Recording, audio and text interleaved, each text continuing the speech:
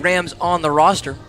A couple different changes for first-year field manager Jared Saltzlamakia as he's going up against the new UAB right-hander in Jonathan Stevens. He's making his first start as well on Cape Cod. Yeah, it's somebody that has done a very good job in relief, obviously. It's kind of the opposite to Lynn, where it's not really how he's been built up at Alabama. Built up as a reliever, now transferring to UAB. They want to use him in more of a starter's role, so they're going to give him some time to, just try to experience and get it underway. But the only 11 innings pitched in 6 total games. The average is less than 2 innings per appearance.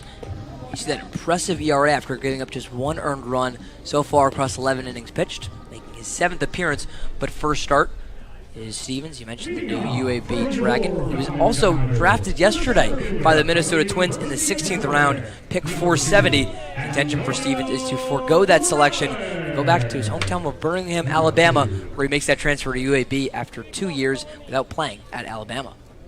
Yeah, you see it a lot, especially with NIL money coming in. Guys in the last 5 to even 10 rounds of the draft, we're going the MLB draft to go back. First pitch to Morales is a strike called upstairs. You can expect this too with a league-high 8 All-Stars for Falmouth, and then just under that is 7 All-Stars for Bourne. But here are 2 guys who will be teammates on Saturday in the All-Star game. Jonathan Stevens will be on the West team, and so will Antonio Morales. Grounder over to the second baseman in Kojal. A throw over in plenty of time. Man, that was an impressive play by Kojal. Took an awkward hop, saw one eat Carl Schmidt up just the top half of the inning. This time, took an extra hop before Kojal was expecting it and made a nice play. Antonio Morales is retired on just 2 pitches. So here brings up his all-star teammate in Carl Schmidt. Second of 3 2025 All-Stars to get this lineup going for the Commodores tonight. Take a look at the Bourne Braves defense. You mentioned Kojal. Good defense around him, too, with the All-Stars in LeGrande and Aloy. Yeah, what I see defensively, what jumps out to me on the page in this Bourne defense, is just up the middle. You saw Kojal make a nice play there, and Brian Cooney, a really good shortstop who's got quick feet, some of the quickest hands you'll see. It's a Bourne defense that hasn't let him down a whole lot this year. The Oregon shortstop in Cooney was phenomenal in Eugene last spring. 0-2 now to the California utility man. Today at second base in Carl Schmidt. Stevens' pitch. Swing and a miss. First strikeout for Jonathan Stevens. Catches Carl Schmidt on the fastball upstairs at 95 miles an hour. Yeah, it's been a while since Falmouth has had any sort of production in the first inning against a team. It's been an offense that, obviously you suffer right now not having Adrian Lopez or Mike Anu in the lineup. Kind of pushes everybody up a little bit, but it's still the same top 2 in Morales and Carl Schmidt, too. They've switched around a little bit. So the Falmouth team that was leading the Cape League in runs scored just to start July. Now just 4 runs across the last 2 games have the Commodores down to 3rd in that category. Someone not to blame for that, though. It's the Georgia Tech first baseman, Kent Schmidt. He looks to continue the bottom of this first inning, still scoreless between Bourne and Falmouth.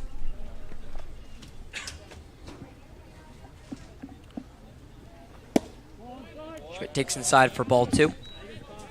A rising junior at Georgia Tech. He's a Georgia man through and through. Originally from Marietta, Georgia, and spent a year at Georgia Southern before moving to Atlanta into the ACC with Georgia Tech. And all he did there was hit. Led the conference with a .397 average. 2-0. Inside again. There's the patience from Ken Schmidt that we've seen add up now. His 19th game played on Cape Cod. You started to wonder last season at Georgia Tech what his counting stats and numbers looked like because of how much time he had to miss with an injury. Only started about 40 games. 3-0 to Schmidt is upstairs. Another 4-pitch walk earned by Kent Schmidt. It's a base runner to continue this first inning for Falmouth and bring up the cleanup hitter in Bear Harrison. Yeah, 2-out production is something that Falmouth has done better of, but definitely opposing teams have taken advantage of against the Commodores. Interesting to see if once you get to the middle of this lineup, they can start to produce with 2 outs. Remember, the walks category is what really hurt Falmouth at Spillane Field in that loss before the off day. 12-3 loss. The worst of the season for Falmouth came at the hands of Wareham. Commodores give up 11 walks and only work 3 of their own. First pitch gets away from the catcher and Gavin Kelly.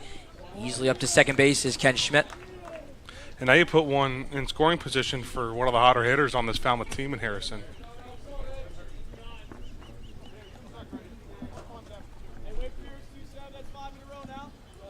Stolen base for Ken Schmidt. He takes second base.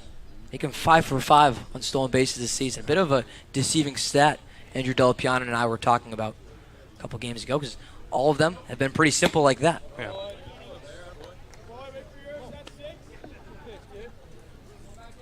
Five consecutive balls thrown by Jonathan Stevens. Now puts a 2-0 count on the Texas A&M catcher Bear Harrison. Rising junior in College Station. And he'll crack the 2-0 over to the shortstop in Cooney. Throws on to first and plenty of time for out number 3. Ken Schmidt gets on with a 2-out walk, but the Commodores can't do anything with it. We're still scoreless here between Falmouth and Bourne. Entering the top of the second right here on Cape League TV. Hi, I'm Jim Murray, owner of Falmouth's historic clam shack, now Jim's Clam Shack. Located on scenic Falmouth Harbor, Jim's Clam Shack is a destination for the best seafood and sunsets on the Cape. We're open 7 days a week, so stop by for lunch or join us for dinner on the rooftop deck. Bring the entire family to try our wide selection of seafood and kid-friendly option. We deliver the freshest products to your plates daily. Jim's Clam Shack, proud supporter of the Falmouth Commodores. On behalf of the Cape Cod Baseball League, we would like to thank the following league partners for their continued support: Veolia North America, Wilson Sporting Goods, Yawkey Foundation, Netting Pros, Falmouth Publishing Company, Butler Sporting Goods, Sportspix, Margaritaville Resort Cape Cod, Sunderland Printing, Del Mar Vacation Rentals, and of course, thank you to Major League Baseball for over 50 years of support. Hi, I'm TJ Coates. I'm a right-handed pitcher from the University of Nebraska, and I'd love to give a special shout-out to my brother. Love you, big man. Top of the 7th inning as the sun begins to set over Gov Fuller Field. Still scoreless between the Braves and the Commodores in Game 25 of the Cape Cod Baseball League season. An important game for both Falmouth and Bourne. You take a look at the 2025 Cape League standings so far in the West. It's about as tight as you can get, Ben, atop the division, with the Commodores leading with 23 points. That 5th place team in Bourne just 4 points behind. Yeah, they're just a couple games out of first place in 5th. It's a game, too, where, like I said, I think it comes at a good time if you're Falmouth, because you need something to get back on track after 2 straight losses, and there's not a better team to do it against right now than Bourne. Not only do they have the worst record in the league, they're also on a 3-game losing streak. That 3-game losing streak, tied with Hyannis for the worst on Cape Cod at the moment. We mentioned how every team in the West is below 500 versus Chatham. That's the only below 500 team in the East Division.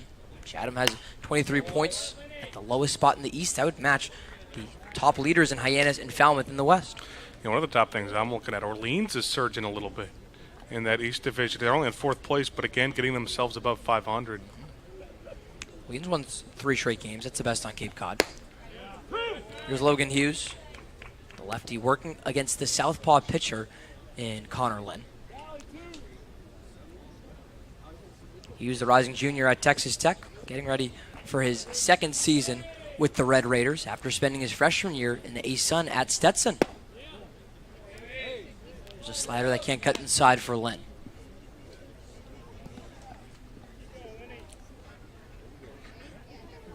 Interested to see how Lynn bounces back. Again, the story of the top of the 1st inning was just how many pitches he threw. Almost half of it thanks to Kahio Aloy. On the ground over to the second baseman, and Schmidt, his diving effort towards the second base bag comes up empty. Trickles into center field for a leadoff single with Logan Hughes. Yeah, Bourne's had a pretty good approach in these first couple innings. You see a couple of just seeing eye base hits. First time we see Logan Hughes in a 4-game span. He's a new face to the Gov, but a face that's not new. It's Mark Quitrani, the designated hitter today for Bourne, making his first start for the Bravos after 10 games played with Falmouth earlier this summer. Nobody knows a pitcher better than the guy who caught him for Exactly. a good amount of games.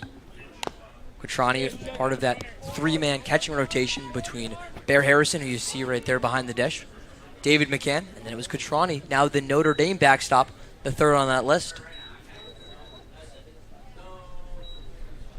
That's got to change his approach in the batter's box, Ben, just as you say, understanding what Lynn throws because he was his battery mate.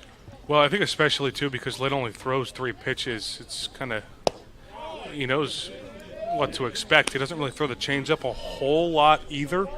So either a fastball or breaking ball. Quattrani's got a pretty good eye on it. Quattrani was released on the off day Thursday and then picked up Saturday by the Bravos. He made his first appearance in the red, blue, and yellow Sunday at Harwich. He caught and went 1 for 3. Yeah, he's somebody who just hits. And I think, too, so much of his praise goes on the defensive side of things and what he's done on the defensive, well, he's framed, well, he's thrown runners out, but he can hit.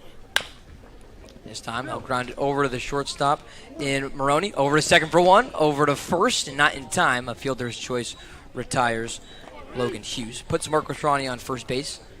Quattrani, in his first appearance against the Commodores after being a former Commodore, is a ground out to the newest Commodore, and Reese Maroney, his first put out as a door. Yeah, that wasn't an easy play, too. There's a couple of plays now for both sides defensively that just look a little bit easier than they actually are. At time, it got Maroney off balance a little bit, heading towards shallow outfield grass. And didn't really have much of a chance for a double play. 6'4", fielder's choice. It's 1 out now for Gavin Kelly, the rising sophomore at West Virginia. Takes a first pitch called strike. Yeah, Kelly's still struggling to find his footing offensively this year for Bourne. He's gotten a lot of playing time because, a big reason Quattrani went to Bourne. It is not a very deep catcher's room. He's got to get a little bit more playing time. This one's lined into center field. Easily played by Antonio Morales. You mentioned the struggles for Gavin Kelly. Now make him 0 for his last 12 across a 5-game span. This is a good spot for Lynn, too. 7, 8, 9, and all guys who have kind of struggled for Bourne this year. Cooney, just a 400 OPS for him. And, again, a decent amount of plate appearances. It isn't like he's a number because of lack of sample size. The rising junior at Oregon and Portland native in Ryan Cooney digs in from the right side with 2 outs now in the top of the second. Still scoreless between Bourne and Falmouth. But Mark Quattrani, the former Commodore, stands at first base. As the pitch count begins to increase on Connor Lynn. Plays well, though, to Lynn, who we've seen used as the long reliever role this year for Saltamacchia and first-year pitching coach Todd Carroll. Swing and a miss on the 1-0. It's foul tipped into Harrison's mitt on the 86-mile-an-hour fastball. Yeah, well, it doesn't really matter who you are. If you're on the Cape, throw as many pitches as he did first inning. You'd love a quicker second inning, especially after the leadoff single is starting to go south.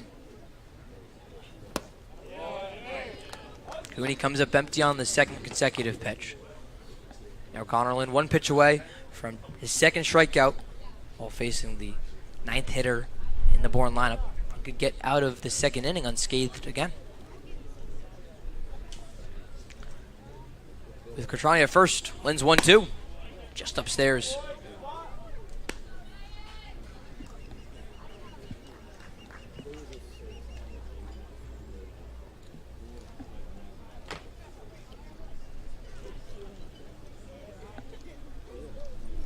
Quattrani not with much speed over at first base, but there for the 2-2, and the count will run full on Ryan Cooney. Yeah, he got pinch ran for yesterday, and we saw it a couple of times with Falmouth, just kind of typical things you see with your catcher late in games and close game situations. Got pitch ran for by, you guessed it, Ryan Cooney, who's now in the box. Both Cooney and Quattrani getting the start in game 25.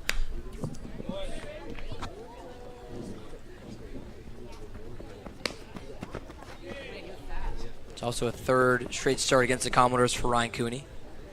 Through those 2 games started, he's 0 for 8 with 3 strikeouts. Looking to avoid it here and keep the top of the second going for Bourne. Lynn's payoff again. Swing and a miss. Uses the 82-mile-an-hour changeup to his advantage for strikeout number 2. Transquatrani at first base, the former Commodore, will head back to the Bourne dugout. This game still scoreless, entering the bottom of the second on Cape League TV.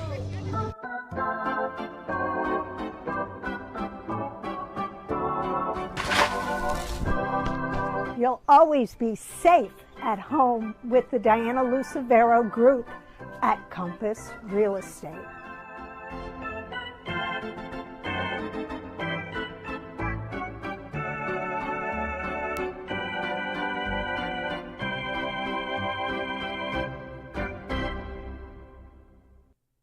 There hasn't been a ton of training when it comes to bat speed or products for players to be able to train bat speed.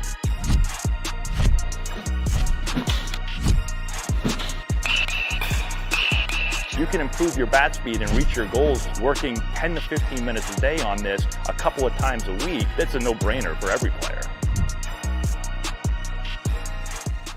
If you can dream it, if you can cruise in it, if you can summer in it, fish from it, or take it for a day at the beach, we can protect it.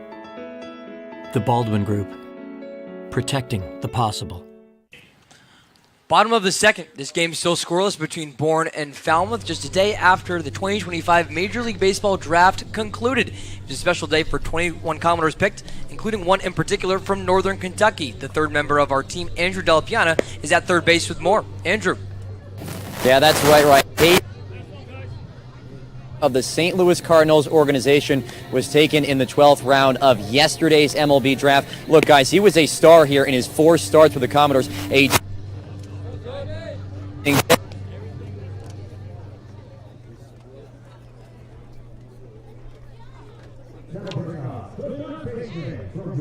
Before Tommy John surgery, but then comes back that next season, 87 strikes. 56 inning guys, and over 35% strikeout rate. That was top 10 in the nation. He's bringing that to the St. Louis guys. Thanks so much, Andrew. So great to see Caden Eschman, as you mentioned, picked in the 12th round by the St. Louis Cardinals. His Norse teammate from Northern Kentucky, and Connor Lynn, just pitched his second scoreless inning. And so we get to 0-0 in the bottom of the second between Bourne and Falmouth.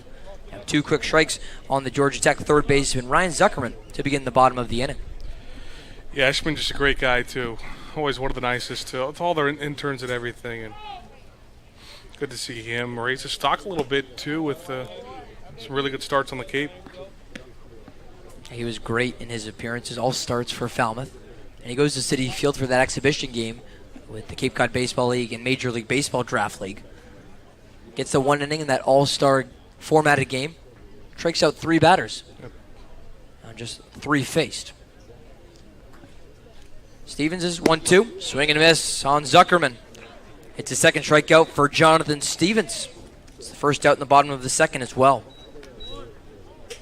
Yeah, Stevens has got the fastball working, too, just keeping it down in the zone. And still tougher for Falmouth hitters to catch up to it. It's the bottom of this Falmouth lineup now, where, again, you see a lot of new faces, and they're taking some time to just get adjusted to things here on the Cape. Of course, Osterhaus the exception to that. Osterhaus has been here all season long. Check swings the first pitch he sees the opposite way. And in game number 19, Justin Osterhaus is on with a 1-out single. Yeah, kind of an excuse me check swing there. Not sure exactly if that's how he drew it up, but he's going to take that anyway. They've been shifting him a decent amount this year. And Bourne is a team that's going to shift a lot. It's the first hit of the day for Falmouth off of the right-hander and Jonathan Stevens. And then you mentioned some of those new pieces for Falmouth. Here's the first at-bat on Cape Cod we see from Reese Maroney, rising junior at Rhode Island. He has Justin Osterhaus on first base with 1 out. Yeah, Jared Saltalamacchia, GM Paul Aries, they like their Rhode Island Rams, and for good reason. It's a team that had a very successful season last year, winning the A-10. Maroney, a big part of that all-conference second-team member of the A-10. Osterhaus goes from first. It's a called strike, and the ball will bounce out of the glove of Gavin Kelly, a stolen base for Justin Osterhaus. You're exactly right. It's Maroney becoming the 3rd Rhode Island Ram now on this Commodores team. It's the most represented school for Falmouth right now on the active roster. Yeah. He joins Jeremy Urania, who came over a few days ago, and 2025 Cape League All-Star Joe Sabbath, who's been one of the best closers on Cape Cod. Osterhaus now in scoring position for Maroney in Maroney's first at-bat. Sees the count go to 2 balls, 1 strike. Well, it's a Rhode Island team that won that first A-10 since 2016. They'd had kind of an up and down last decade as a program as a whole, and it was just kind of nice to finally get back to that pinnacle, earn themselves a 3 seed in the Baton Rouge Regional before bowing out in a couple games. 2-1 goes inside on Maroney.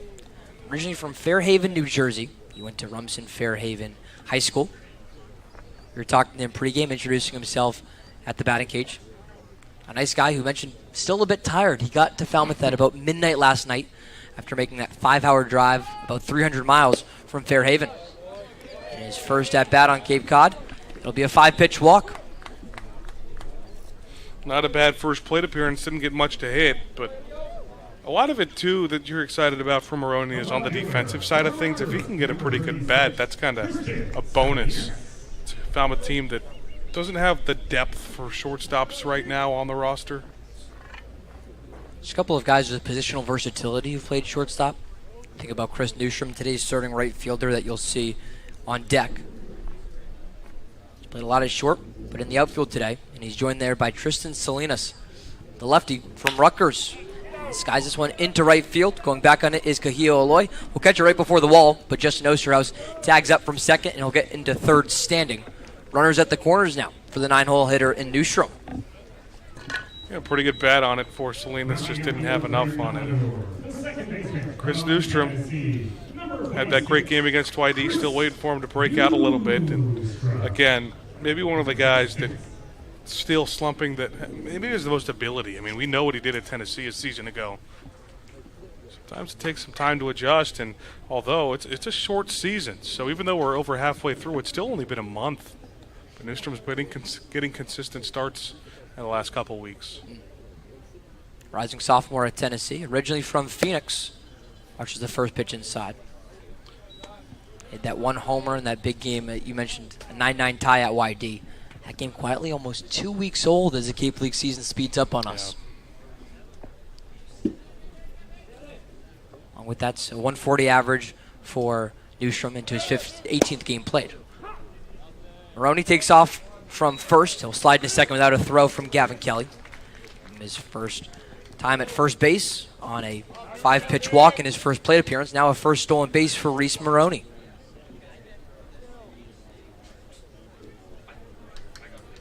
So a big spot here for Chris Newstrom. Again, working on an average that he's going to want back so far through 17 games played at just 140. Does have 3 RBI on the season, but 2 in the pond now in this scoreless contest. Yeah, 2 in scoring position, and Newstrom hasn't had a ton of these chances either, being the 9-hitter. So big task for Jonathan Stevens. The righty's 1-2. Curveball goes just low on Newstrom.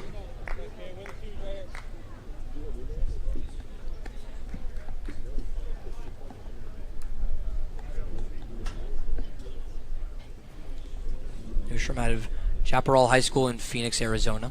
He was the number 6 overall player in Arizona in the class of 2024. He's top shortstop in the state as well, according to Perfect Game. Osterhaus at third, Maroney on second, and Stevens is 2-2. Is cracked the opposite way, but the first baseman Lewis lays out and makes the catch for out number 3. Hit the opposite way from Newstrom, was destined for some outfield grass, but Lewis has other ideas. He shreds 2 Commodores in scoring position. We're still scoreless between Bourne and Falmouth entering the top of the 3rd inning.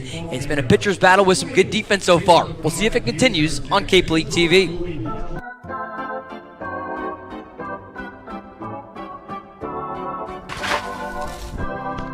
You'll always be safe at home with the Diana Lucevero Group at Compass Real Estate.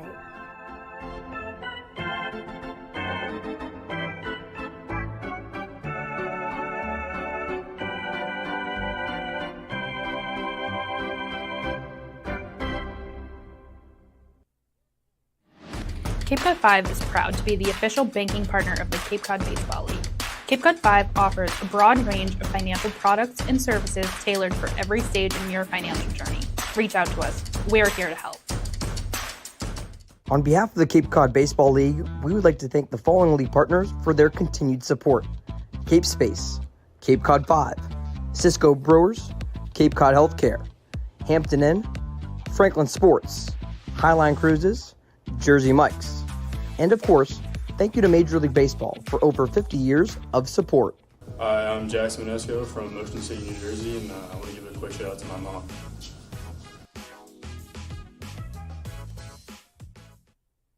Inning here between Bourne and Falmouth. You take a look at some of the best moments so far through 4 episodes of the Monday Morning Manager Show. It's been great to talk with first-year Commodores manager Jared Saltzmakia. A little bit of everything with this year's team. You can catch it weekly, every Monday morning, traditionally the off day on the Cape Cod Baseball League schedule. That's been great so far, and so has the defense and pitching in this game, 0-0 entering the top of the third. Yeah, and it's not like both teams haven't had chances. I mean, 2 innings on both sides, and at least for Falmouth, started to look like after a very long first inning that Lynn got out of. Got a leadoff single on top of the second, but he really settled in nicely in the top half of the second. Special thanks again to Commodores manager Jared Saltzmakia for those weekly sit-downs that you can find, again, every Monday morning on the Commodores' YouTube page. Commodores now come play on defense in the top of the third. Begins against the leadoff man, John Legrande. Swings through a first pitch strike. Second time through the lineup, though. Like you said, even though it hasn't been any starts for Lynn so far, he's been a longer reliever, so he has gone a couple times through the lineup before. Grandy over to second base. Schmidt on the run gets it over to first in time for the first out in the third. And you're right, it takes Connor Lynn 40 pitches to get through the first 2 innings. It took him 24 to get through the first inning when you account the 11-pitch walk to Kahio Aloy. He's now in the hole with Braden Holcomb coming to bat. But he's settled in so far. Well, he really took advantage of the bottom third of the Bourne lineup in that second. A fielder's choice fly out and strikeout because you had the 24 pitches in the first inning, followed up with the leadoff single. It was starting to look good, a little shaky, but 4 straight retired now for Lynn. Northern Kentucky left-hander, graduate student, uses the slider on a first pitch strike. That is a beautiful slider. Again, we've talked about some of the leadership for Connor Lynn. He's the oldest guy in the room at 23 years old, and going into his graduate year at Northern Kentucky. He's got Big 12 experience, playing 3 years at Cincinnati. But he's settled in someone that head coach at Northern Kentucky, Dizzy Payton, says is a really solid piece. You know what you're going to get from Connor Lynn, getting ready for his second year with the Norsemen.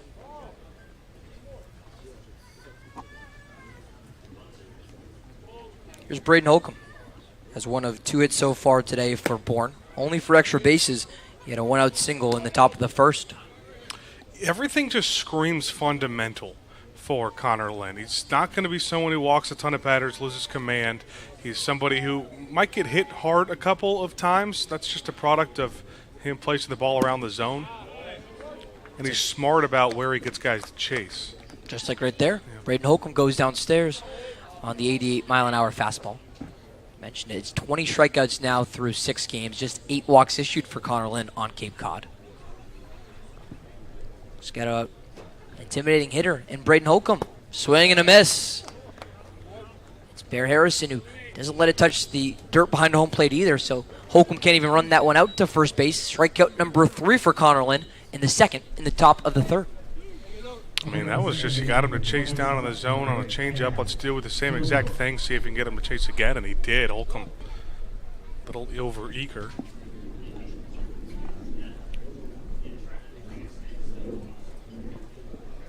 Becomes a 5th batter in a row retired by Connor Lynn.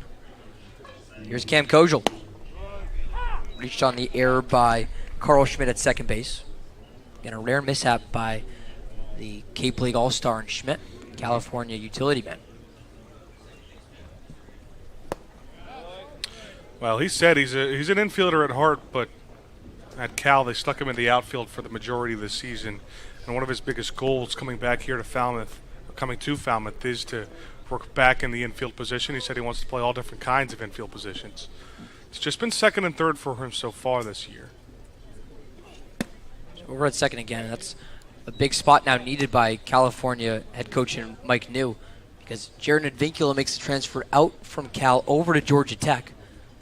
Yep.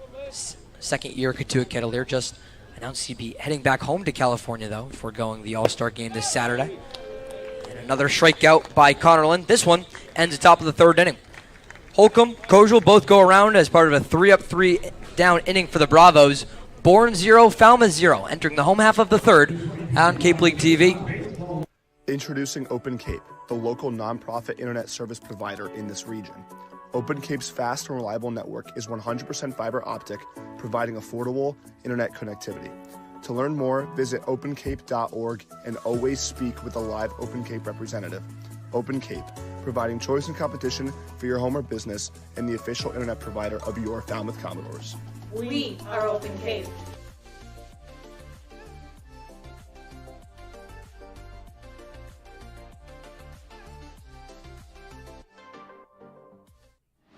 Cape Cod 5 is proud to be the official banking partner of the Cape Cod Baseball League. Cape Cod 5 offers a broad range of financial products and services tailored for every stage in your financial journey. Reach out to us. We're here to help. Here at the Mass State Lottery, we know there's no bigger win than the $1 billion we provide each year to support all 351 cities and towns in Massachusetts. Now that's how we all win. The Mass State Lottery. Welcome to the state of winning. Welcome to the home half of the third inning. A scoreless game so far between Bourne and Falmouth in Game 25 of the Cape Cod Baseball League season. Alongside Ben Haller, I'm Ryan Morton. Again, we mentioned during the off day, it was the second day of the Major League Baseball draft, and another Commodores pitcher heard his name called as part of a hometown connection. The third member of our team, Andrew Delapiana, has more on that. Andrew? Yeah, Ryan, let's keep rolling these along. Grayson Saunier, the Texas Longhorn, taken in the 17th round of the Houston Astros. And probably the coolest aspect of this is that is his hometown team. He grew up going to Astros games at Minute Maid Park, as you see on your screen. It's funny, he grew up in Memphis, Tennessee, started his collegiate career at Ole Miss, but knew at heart he was always a Houston guy going to those games growing up. And he was phenomenal in his first season as a Commodore, making pan transition to Ophir. He had 3 starts this past season, 11 appearances out of the bullpen for the Longhorns. Going to be interested to see what role he takes on as he starts the next chapter of his career in Houston, guys. Always love those little anecdotes as part of the Major League Baseball draft. There's truly nothing like the MLB draft where you're sitting there. You have somewhat of an idea. You can eliminate some teams, but for the most part, I mean, there's like 30 different places, totally different places you can go, and you just happen to go somewhere like Houston where I'm sure he is very happy to be. Here's Antonio Morales lead off the home half of the third. Gets plunked on the second pitch he sees. I haven't seen many hit-by pitches like that. That bounced before the infield dirt, before home plate. It spiked into the arm of Morales. I don't want to assume anything, but it looks like it's going to be one of the least painful hit-by pitches you could take, so I'm sure Morales will take it. Morales over to first base. He's on for the first time today. Bourne and Falmouth both sending off the leadoff man to begin the top of the third inning. John Legrande for Bourne grounds out, but Antonio Morales reaches on the hit-by pitch. Taking another look again for Morales. Just wears it. Proudly off the bounce. See where that ball comes in. You don't see that a whole lot, and just look at the hitter. He's on base now for Carl Schmidt, the California second baseman. You go back and finish that conversation on the MLB draft. Over 600 picks, and there's so many different ways that players can find out or understand where they're going. You get some of those hometown connections, too, like Grayson Saunier going to the Astros organization. Yep. It's always cool here on Cape Cod as well. You had the first round on Sunday, in which Falmouth was at Wareham, but sometimes, especially on day 2 of that draft, you got guys who are wearing their team's jerseys, and then they have to step away getting a call from their agent or a team because they just got picked in their dream to play professional baseball. Just came true.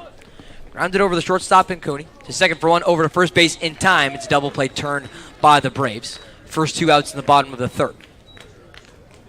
And field's been solid so far by Bourne, and yeah, that is another interesting aspect. You see it less because the structure of this year's MLB draft is so different than it's been in the past. 17 rounds on day 2. It's the first time the draft has been condensed into just 2 days, and 17 of those rounds coming on an off day like it was yesterday. So they can see that, and then probably for the better. These players don't have to step away from a game while they get picked. There's 3 Commodores on the 2025 roster who were drafted. Just mentioned 2 so far by Andrew and Caden Eschman and Grayson Saunier. Hear a little bit about Robbie Porco, potentially, the big West Virginia right-hander. It's such a special moment, and again, these guys are just going through summer baseball. You realize that's got to be put on pause potentially to now pursue a major league career. And Porco, obviously, everybody on this Falmouth team very happy to see it. Also, Gavin Kelly behind the plate today for Bourne, his battery mate at West Virginia this past year. Little connection there. 1-1 now to Georgia Tech's Kent Schmidt. For the pitch, home plate umpire Justin Sims has a word with the righty Jonathan Stevens about addressing Schmidt. Just a warning for the UAB right-hander.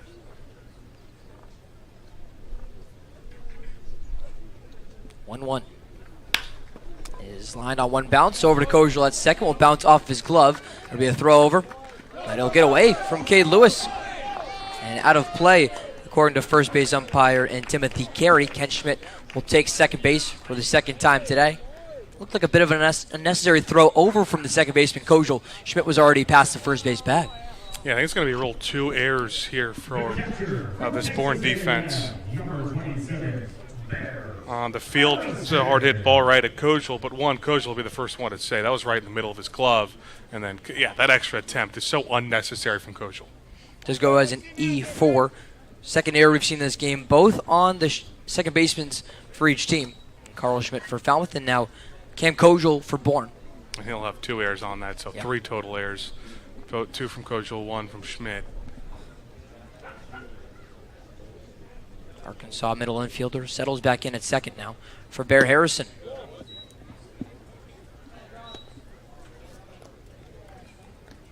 Harrison grounded out to the shortstop in Ryan Cooney to end the bottom of the first inning.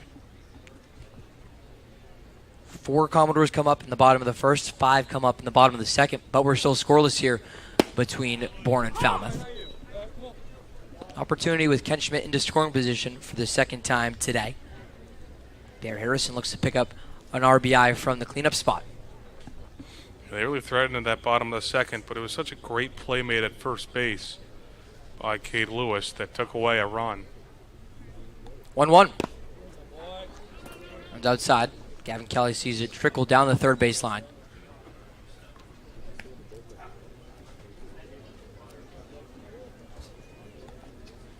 These are moments now that Bear Harrison needs to be ready for, as he's the top catcher in that room. It was a pretty clear-cut rotation between Harrison, McCann, and Quattrani, who's now a Bourne Brave that we've already seen into this game. Well, we talked about it yesterday. He started back-to-back games Saturday, Sunday. The first time a Falmouth catcher had done that. And now, obviously, it'll be the first time one gets 3 straight starts. Yeah, it took games 23 and 24 to say the catcher for Falmouth did that. Remember, under 12-year Major League Baseball catcher and Jared Saltalamacchia, 2013 World Series champion, catching for the Red Sox too. 2-2 is off the end of the bat for Harrison into shallow right field. After the 2 errors, Kojal makes up for it and pulls down out number 3. Another runner on base stranded for Falmouth, and still a scoreless game between the Braves and Commodores. We enter the top of the 4th from Gov Fuller Field. We'll talk to you then on Cape League TV. At Cape Cod Healthcare, we're committed to excellence and compassion in everything we do, like helping people maintain their active lifestyles. Our innovative orthopedic program combines advanced techniques and leading-edge technology with highly specialized teams, including our nationally recognized Center of Excellence for Joint Replacement. Our focus is getting you back to doing the things you love, in the place you love. The Center of Excellence and the quality of care that we can deliver makes all the difference to the patients. They understand that they can get the best care right here on Cape Cod. You can make any bat feel lighter by adding a velo puck knob. Instead of having to go get a whole entirely new bat, you can simply add the puck to it. Players can use this with any bat. It's basically going to shift the weight of the bat a little bit more towards the hands. Players are able to hit the ball a lot harder just by simply adding the puck on. Hi, I'm Jacob Schultz from Houston, Texas, and I'd like to give a special shout out to my mom.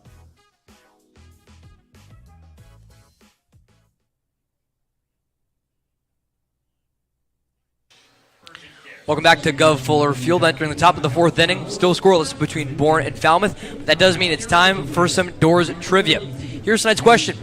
On the night that we honor the late Jeff Trundy, who was the last Commodore manager before Jeff Trundy's tenure began in 1999? Was it A. Ace Adams, B. Jim Fry, C. Harvey Shapiro, or D. Dan O'Brien? You can tweet at us your answer and play along with us at home by using the hashtag DorsTrivia. We will give you the answer in the bottom of the fourth inning. Before that, and midway through the fourth inning, we'll have a nice tribute to the 26-year Commodores manager in Jeff Trundy. Alongside Ben Haller, I'm Ryan Martin, back on Cape League TV. Ben, a solid trivia question here.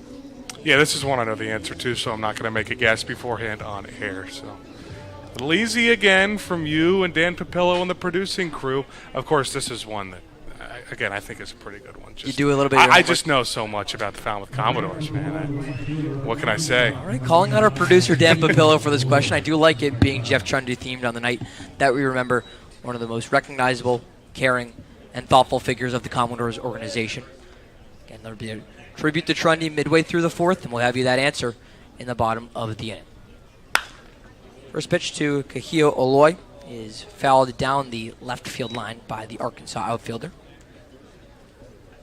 First pitch thrown as well in the top of the fourth by Connor Lynn. The Northern Kentucky graduate student has started to seriously settle in. He's now retired 6 straight Bravo batters. Yeah, that third inning, too. I mean, you saw that was really legit where he started to dial up. Oloy grounds it past the shortstop Maroney for a leadoff single. Second of the day for Bourne puts Oloy at first. Now just in time for Cade Lewis. Yeah, this is kind of what happens a lot to Connor Lynn. You look at most of his base hits today have just been on the ground. Seeing high base hits, he's kept the ball on the ground a lot today. Ground outs in the first inning had just one, but one of them, another one that should have been a ground out, reached on an air, had a fielder's choice in the second and another ground out in the third. And then 2 hits on grounders. First pitch to Lewis, lined the opposite way, down for a base hit. Oloy takes second. Kay Lewis takes a spot at first. Back-to-back base runners for Bourne to begin the top of the fourth. Yeah, that's a legit base hit right there, and that's just such a great approach from Cade Lewis. Has done that all year long, batting average sitting around 290. And he has been eager today. First pitch, ground out of his first plate appearance, then first pitch liner single last time. Bourne had 2 base hits through the first 3 innings. Now the first 2 batters up for the Bravos in the top of the fourth. They each get on and double that hit total. Now no runs on 4 hits for Bourne. Logan Hughes shows bunt on the first pitch, gets away from the catcher in Harrison.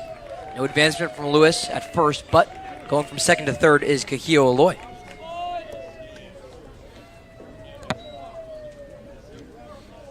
That's frustrating too because it kind of eliminates the need for a bunt if you're Bourne.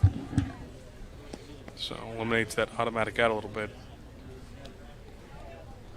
Second time we've seen runners on the corners today in this scoreless game for Bourne. First time came with 2 outs in the first inning, though, where Kay Lewis then grounded out to Lynn. Now some real flexibility for Bourne and manager Scott Landers. Runners on the corners, no outs at the top of the fourth inning. Corners go in now against the Texas Tech lefty Logan Hughes. Grounds it again over to Lynn. He tries to go to second for 1, and they'll call him out. Cade Lewis can't get to second in enough time, so a fielder's choice keeps runners on the corners, but you add that first out in the fourth. Boy, that is a risky decision there from Lynn, too, and I really like it. I mean, obviously, because it paid off, hindsight's 20/20, but I mean, that's a tough throw to make as a pitcher back to second base. You don't know if you're going to get him. This is a situation you really would love to get the out and keep the runner at third, but if you throw that away, I mean, the run's going to score from third, so very nice job. Call made there by third base umpire Curtis Duggar, turning around. Risk pays off for Lynn. Now faces the former Commodore Mark Quattroni. He's looking to score this first run of the game. A scoreless contest between Bourne and Falmouth. After the 1-6, Lynn to Maroney. That's where Quattroni finds himself up. And only on his second game and first started with the Braves. Inside on the Notre Dame designated hitter. through 10 games in June and early July with Falmouth. Quattrani, he had 9 runs batted in through 32 plate appearances. Again, a .250 average. So far with the Braves, he's 1 for 3. Racks this one into center field. Morales goes back, should be deep enough for Aloy. Morales catches it in front of the wall, and Aloy will just jog home from third. It's an RBI sac fly for Mark Quattrani. The first run in this game comes from Quattrani against his former team. 1-0 Bourne. Well, that's got to feel good for Quattrani. Not that there's bad blood or anything like that, but anytime you're playing your former team to make a difference, now the only run batted in this game. And he did all he needed. Pretty good contact. That's what happens with Lynn. When he's someone who's not a huge strikeout guy. Now, granted, he's got 4 of them in this game, but usually not known as a strikeout guy. Sometimes a small ball can get a little easier. 10th RBI for Mark Quattrani this summer. His first as a Bourne Brave. The previous 9 came with the Falmouth Commodores team that he now earns it against. So here's Gavin Kelly. 0 for 1 so far today with a fly out to Morales. He had that last put out. Now Kelly skies it again. This one's going to be shallow left center field. Shortstop Maroney catches it on the move for out number 3. But it doesn't come until the first run is scored by Bourne. Mark Quattrani's sac fly makes it 1-0 Bravos entering the home half of the 4th. But before that, we'll keep it right here at Gov Fuller Field for this special tribute to the late Jeff Trundy, 26-year Commodores manager, and so much to this community. And our public address announcer at Gov Fuller Field, William Rosen, has more. William?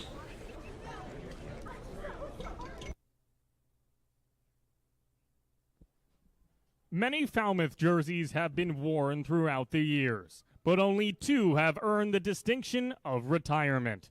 Arnie Allen started his involvement with the Commodores at the age of 7 and served as either a bat boy or the team's equipment manager for a total of 46 seasons, never missing a game.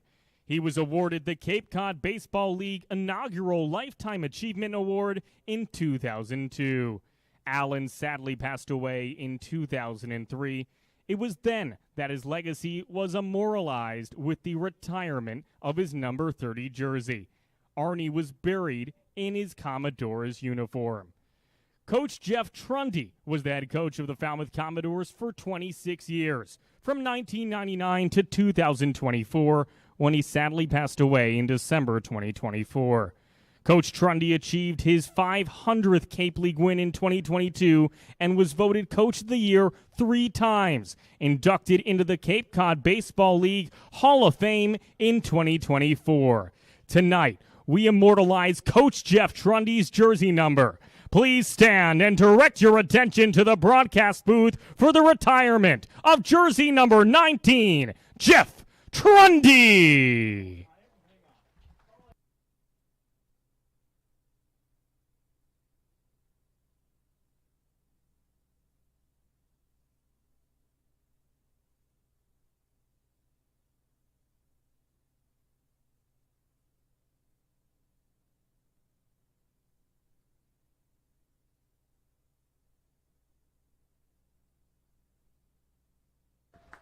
Ladies and gentlemen, number 19 and number 30, Jeff Trundy and Arnie Allen.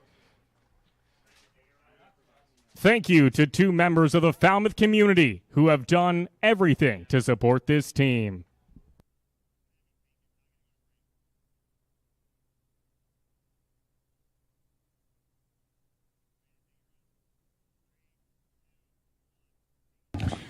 Thanks so much to William Rosen, the voice of Gov Fuller Field for the 2025 Commodores season.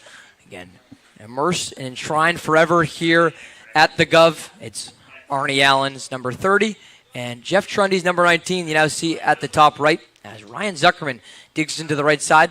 Home half of the 4th inning and what's now a 1-0 Bourne Braves lead over the Falmouth Commodores.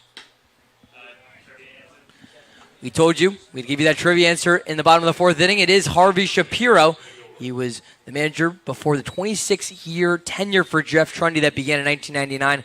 Ben, you said you knew the answer. You knew it was Shapiro? Yes, I did. That's obvious. That's just some of the prep that comes with all of this. So I do think there was a good difficulty question. So I'm not saying that's a horrible question made. Harvey Shapiro, the manager from 94 to 98 before Trundy takes over for the summer 1999. Called strike on Zuckerman so far today is 0 for 1 with a strikeout to begin the second. I think, though, even if you say you know the trivia answer, you then have to say the trivia answer. You have to call your shot. You can't just say, I know this one obviously, and then wait. Well, that would be you can't say the trivia question. Well, if you think you know the answer, then everyone else can say, oh, I think Ben's right, I think he's wrong. We'll see. But 1-2 is lined up the gap for a leadoff single with Ryan Zuckerman. Leadoff hitter is aboard for the second time today with the Commodores. It's Ryan Zuckerman now in the home half of the fourth. It'd be nice to see Zuckerman break out a little bit. Still got that 263 batting average, but kind of adjusting into a new home. He's got consistent starts, maybe even more than he would have expected with some of the exits in the last week or so. Zuckerman's 5th appearance on Cape Cod. Now make him 4 for 15 in that small sample size. Bigger sample size for Justin Osterhaus. He singled in the second.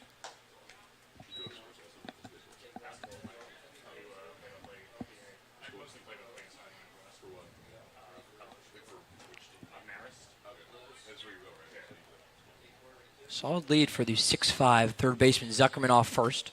He'll stay there as Osterhaus sees ball one. Osterhaus, a rising junior, now at Alabama.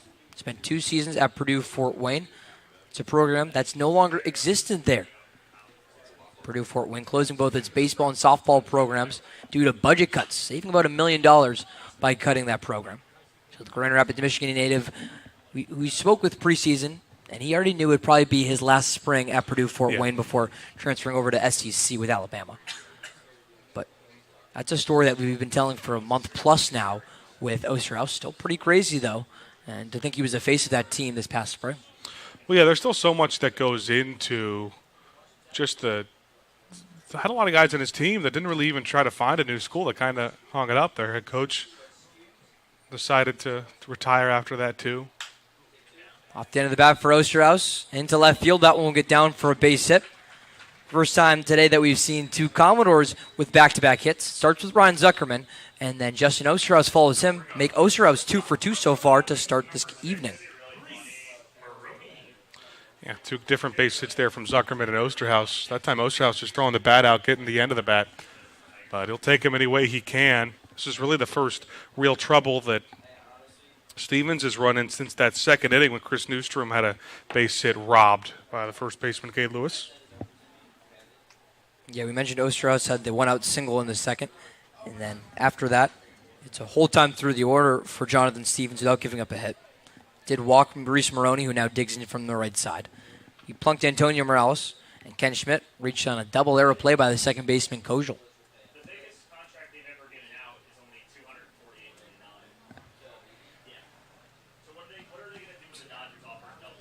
2 on, infield in for Reese Maroney. He squares up to bunt, and it'll be a strike 1 on the new shortstop, rising junior at Rhode Island, and Reese Maroney, again making his Cape League debut.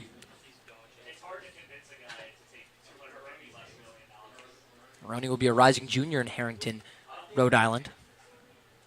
He's been great so far for the Rams. He squares up to bunt again. Infield comes in. Cade Lewis way onto the grass. A back pick over to second with Zuckerman. Gets away from the shortstop in Cooney. It's far enough for Zuckerman to go over to third. Throw over to second with Osterhaus. And he's in there safely. Now 2 into scoring position for the Commodores. Still no one out in the fourth. Yeah, that's just a really bad time for a mistake like that if you're Stevens. Getting 2 in a scoring position. Should go as an error on the catcher in Gavin Kelly. It will be a need 2. So Zuckerman over to third. Osterhaus over to second after Reese Maroney shows bunt 2 pitches in a row. One, he leaves the bat down for a strike. That last pitch, though, he pulled it away for ball 1. Stevens is 1-1.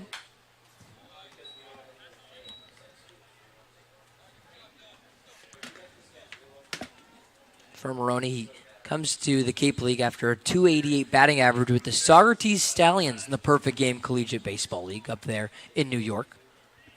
Played 20 games with the Stallions after a really great spring with the Rams.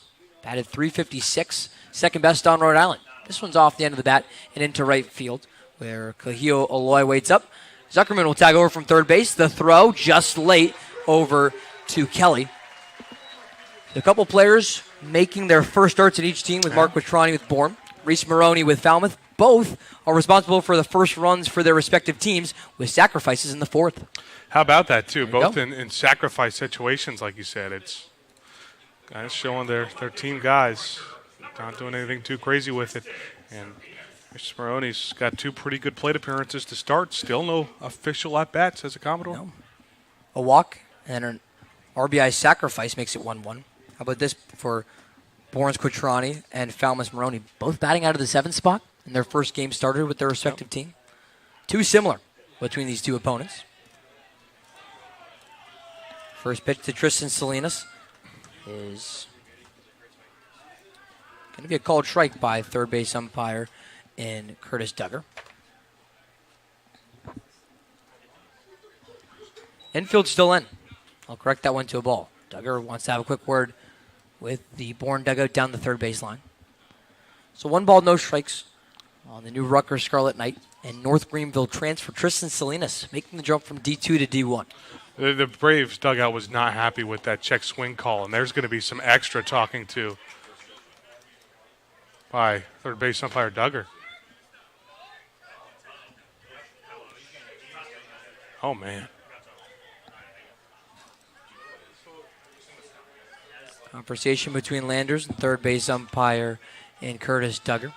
First base umpire Timothy Carey comes by to settle things down.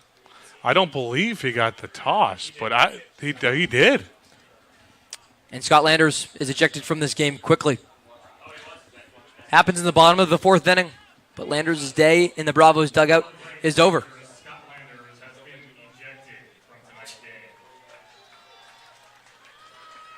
There was a warning issued from Duggar to the Bourne dugout, and I think after that there was still some barking going on from Landers. Again, it was over the check swing for Tristan Salinas on the first pitch that Salinas sees in the bottom of the 4th. Landers still having a couple words, but his day is over for Bourne. It's crazy, too. A lot of times when you see that, especially in this league, there's a lot of buildup. There's some missed calls earlier, or just calls that the coaches aren't happy about. But that was the first time I have seen anything going on between Duggar or any umpire in the Bourne dugout, and it happened so quickly. Now, that's not to say that it wasn't warranted. I mean, there was a warning from Duggar in there, and he kept going after the warning. And you could tell what Duggar was saying after he ejected him was that he gave him a chance. And Landers disagreed, but at the end of the day, Duggar didn't want to hear it anymore. But again, just over 1 check swing. And Ryan, a check swing on the first pitch of an at-bat, too. You don't see that a whole lot. Infield still on Tristan Salinas. Even with the commotion, it was still a first pitch ball, now a second pitch ball as well. You saw for a moment Ed Blankmeyer, the first-year bench coach for Bourne, came out to have a word with the third base umpire and Duggar and the first base umpire, Carey. He'll be the decision-maker now in the Bravos dugout. Still early in this one. Tied at 1 between Bourne and Falmouth in the bottom of the 4th. First strike taken for Tristan Salinas. And Landers must have said something, too, because Duggar's, that was aggressive from the way he came back at him, too. Landers obviously not happy and was trying to defuse the situation. You saw first base umpire and crew chief Carey come running in from first. Trying to back up his guy on the other side of the diamond. Make it 3 balls, 1 strike on Tristan Salinas, the Boone, North Carolina native. How about that? That's 3 times in the last couple of weeks where you see Landers walking out to the board. Well, maybe grabbing a hot dog on the way there. See, maybe getting one of the new empanadas at the Gov Fuller Field concession stand. Wouldn't blame him if he did. Those things are good. No, they are. But kind of back to my point 3 in the last couple of weeks, opposing managers have been ejected. Doesn't seem to face Stevens on the mound. Gets Salinas to swing out of his shoes. Quick replay of that half swing from Salinas. Confuses him. Now the count runs full. On the 8-hitter Tristan Salinas, the payoff is just fouled off.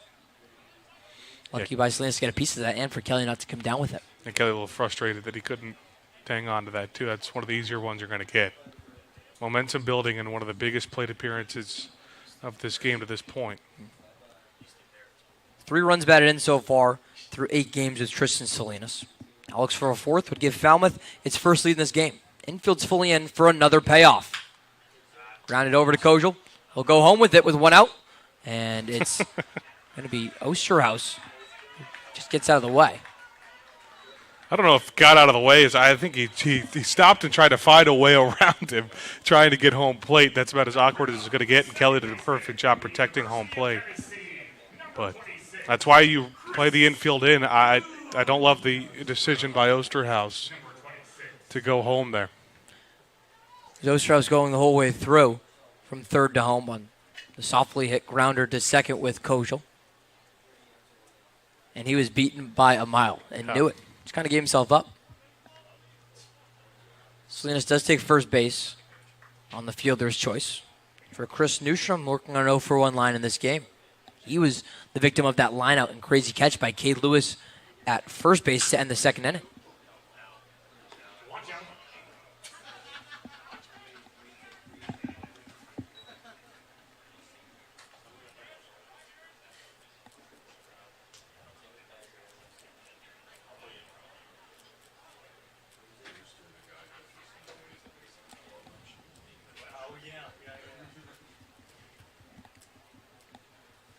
Newstrom looking to avoid being the last out for the second straight plate appearance to end an inning. He did so in the second. Yeah, well, that was a hard hit ball, not really his fault. Salinas goes on a called strike. Throw down from Kelly is way late. It's the third stolen base and as many attempts for Tristan Salinas as a Falmouth Commodore.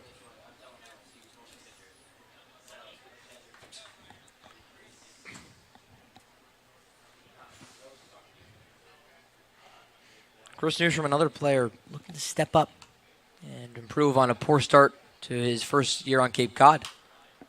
Stays alive in this at-bat, though, by fouling a pitch over the Commodores' dugout. Yeah, Stevens, too, his work count started to get worked up in his 4th inning. Now 63rd pitch awaited by Newstrom. Active line for Stevens. This is a 3 2/3 innings pitched. Has given up the 3 hits. And the 1 earned run that's come in this inning on the sacrifice fly to right by Reese Maroney. His first run batted in on Cape Cod. Newstrom looks for his 4th. 0-2. Stayed alive by Newstrom. Tennessee Volunteer continues this inning, tries to send the lineup back over to Antonio Morales.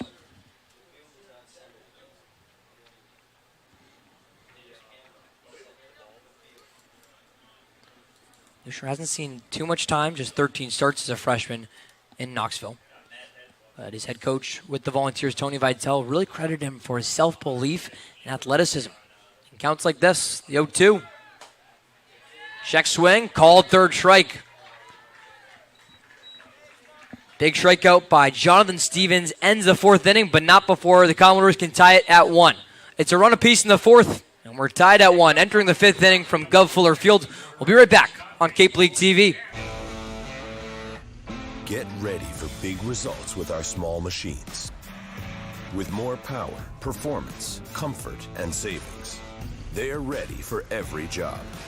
And we're ready with plenty of inventory, the best support in the business, same-day parts availability, and locations across the Northeast.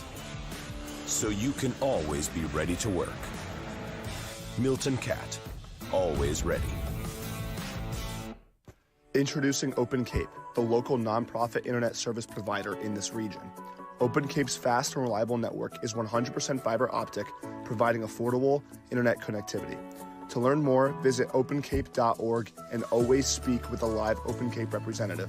Open Cape, providing choice and competition for your home or business and the official internet provider of your Falmouth Commodores.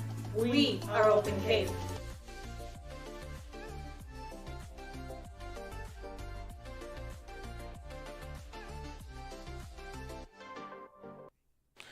Top of the fifth inning, we were scoreless, but after the fourth inning, we're tied at 1 now between the Braves and the Commodores. And top of the fifth inning gives us a second to mention the third and final 2025 Commodore who was just picked in the Major League Baseball draft, all pitchers, and it was the big right-hander at West Virginia that heard his name called. The third member of our team, Andrew Delapiana, has more on that story. Andrew?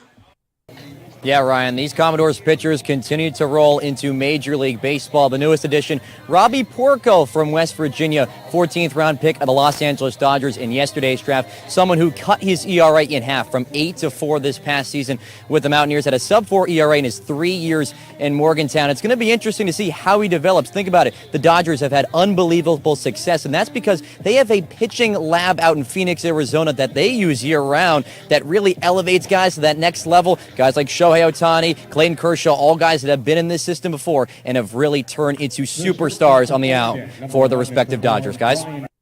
Thanks so much, Andrew. The defending World Series champion Dodgers got a good pickup there. And Robbie Porco, maybe someone who could head over to Staples Center with the Lakers too. Again, 6'7", 240, right-hander, a huge presence for the Commodores.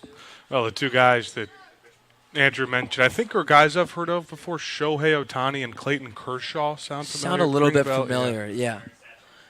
From talking about one Big 12 arm to another, here's the Arizona State lefty Easton Barrett.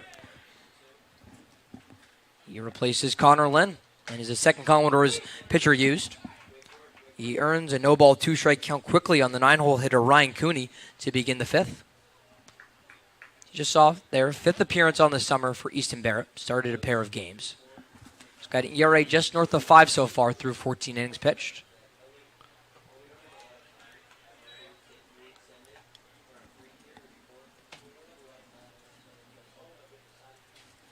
See the curveball that runs just low for ball one on the Oregon shortstop Ryan Cooney.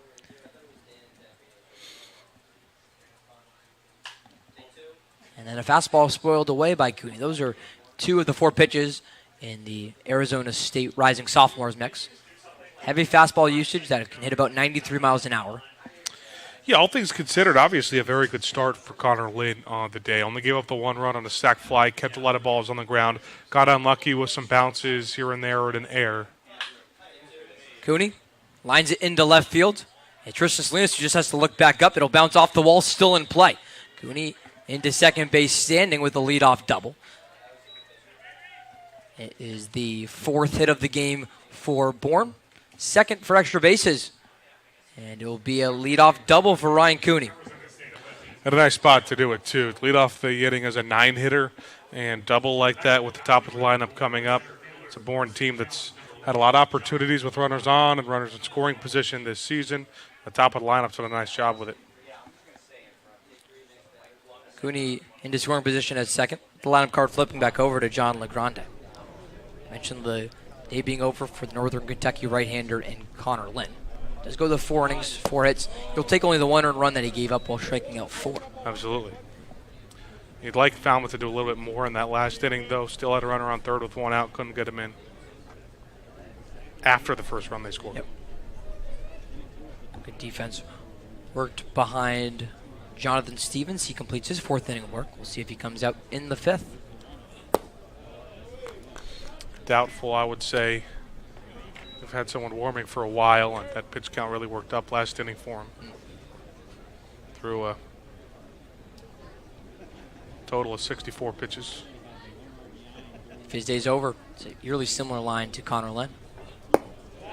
Get you that in the home half of the 5th, but now it's a 3-ball, no-strike count to John LeGrande. Cape League All-Star. So far today, 0 for 2 with a strikeout and groundout.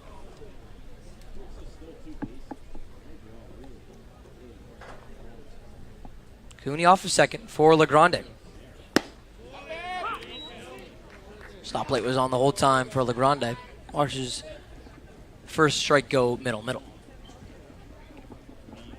We've seen LeGrande have a couple big hits for the against the Commodores so far this season.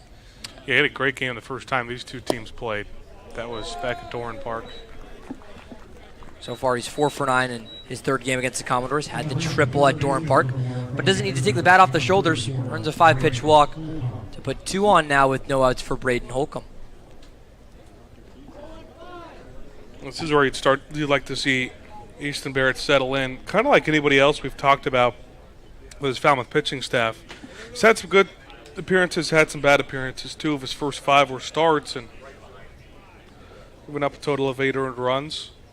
All 8 of those coming in just a couple of appearances, though. The oldest Commodore in Lynn to one of the youngest, 19-year-old in Easton Barrett. Will take this one himself over to first base. It does retire Braden Holcomb on the bunt, but it's the bunt that does its job for the Vanderbilt righty. It moves Cooney up to third base and John LeGrand up to second with 1 out in the 5th. Perfectly executed bunt. That's old school baseball, not just with the bunt in general, but with your 2-hitter being able to drop that down. Always somebody, it used to be somebody you could bunt after your leadoff hitter gets on by a walk.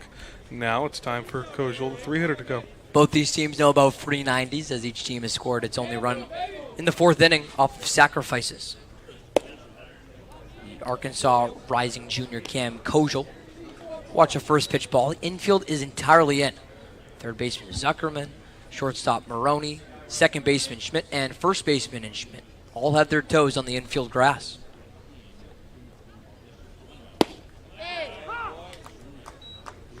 Curveball in for a called strike with Easton Barrett. It's a sweeping curve for Barrett that really sprays all around it at about 75 to 78. He uses that as an off-speed pitch, and then his slider can go up a little bit higher to 80 miles an hour. And at that point, it gets a called strike. He uses those 2 breaking balls to his advantage. And against Cam Kojal, a veteran in the Cape League, now in his 7th game in 2025, after being pretty much a Bravo all summer 2024. It's a big second out to news for Easton Barrett. Yeah, it is. 1-2, swing and a miss. That's the best way to do it. It's Kojal to go around on the 92-mile-an-hour fastball. First strikeout for Easton Barrett. And that infield will back up to its normal spot now with 2 outs in the 5th.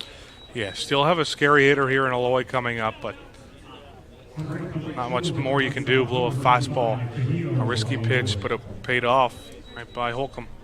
Check that Kojal. As you said, here is Kahio Aloy, rising junior at Arkansas. Spent his freshman year at BYU. We keep alluding to that 2025 Cape League All-Star game on Saturday at Red Wilson Field, home of the YD Red Sox. The team most represented in that All-Star game, it's the Falmouth Commodores with 8 All-Stars. Right behind them is this Bourne Braves team that has 7, but just 1 starter in the designated hitter, Aloy. And 2 teams that are under 500 on the year. Yeah.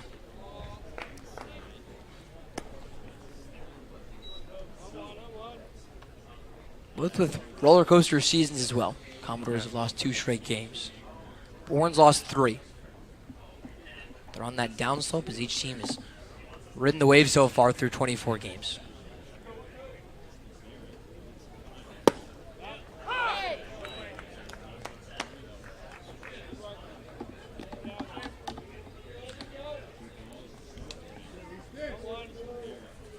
Two runners on for Kahio Aloy.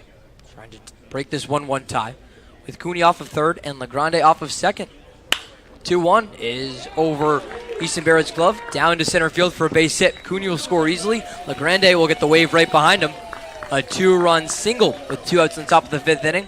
Kahio Aloy keeps doing Kahio Aloy things. It's now 3-1 Bourne. That's why he's an all-star. That's why he's one of the best hitters in the SEC right there, too. Ball just down to the zone. Doesn't do too much with it, right back up the middle. And so frustrating for Barrett, too, because you get the 2 biggest outs, the 2 really toughest outs that come with a runner on third and nobody out, or runner in scoring position with nobody out. 2-run single for Aloy makes him 2 for 2 so far today, plus a walk.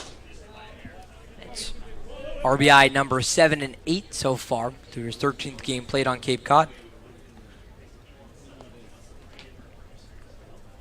After a sac fly from Quattrani in the top of the 4th, and then matching one for Falmouth's Reese Maroney in the bottom of the inning. Now a 2-run single for Kahio Aloy, just to a 3-1 Bravo score. 2 starters were dealing in Falmouth's Connor Lynn and Bourne's Jonathan Stevens through 3 scoreless innings. Now we see the offense start to creep up through the middle third. Well, we saw the offense in the first and second innings. They just couldn't get anything across. Again, both guys ran into some trouble in the first couple innings. Both of them definitely had their innings. I mean, there were a couple of good innings from both sides, but still, the offense has been there. Just hasn't been persistent enough. Okay, Lewis out of Wake Forest watches ball 2 after singling in the 4th and then grounding out to end the 1st. Call him 1 for 2 so far today.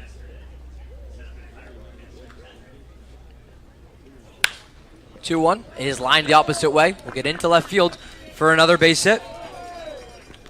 Bourne really starting to get to Easton Barrett. No action yet in the Falmouth bullpen. Yeah, we've seen this a couple times from Barrett. Just a couple of pitches that he's hung up now, and you can tell that he needs a little more ride on it. Gets frustrated a little bit. Still just one pitch away from getting out of the inning. That's all it takes. Now his 7th hit for Bourne, and 3rd in this half inning against the Arizona State left-hander Easton Barrett. He's seen this game go back into Bourne's favor. And Logan Hughes looks to continue doing more of the same after seeing a first pitch called strike.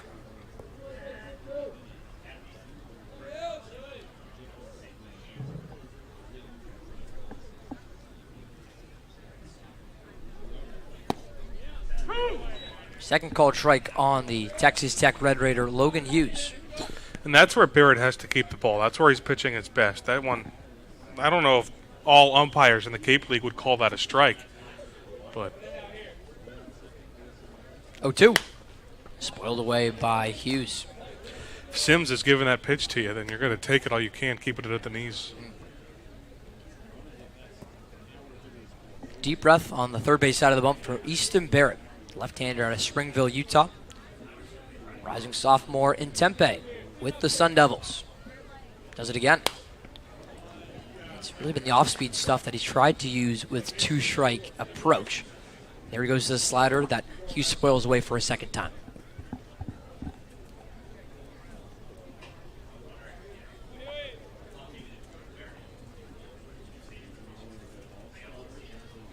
Barrett looks to get out of it with 2 Bravos on base. The 0-2 again. Just low on Hughes. Yeah, that's a big league take from Hughes right there. It's about as good of a pitch you're going to see to get a guy chase. 2 strikes, Hughes didn't budge. Hughes so far today, 1 for 2. A single, but it's part of the fielder's choice in the second. Patience again pays off for the second straight pitch. It's a 2-2 count. Hughes from DeLand, Florida, originally chose to stay home at Stetson. Batted .292 with 58 games played with the Hatters, and moves into the Big 12 with Texas Tech. Off one hop to the second baseman Schmidt, throws over to Maroney in time at second for out number 3. The 2-run single does some damage for Kahio Oloy, puts it back in Bourne's favor. It's 3-1 Bravos over the Commodores entering the bottom of the 5th inning, where Ben Haller will have you next, right here from Gov Fuller Field. We return on Cape League TV.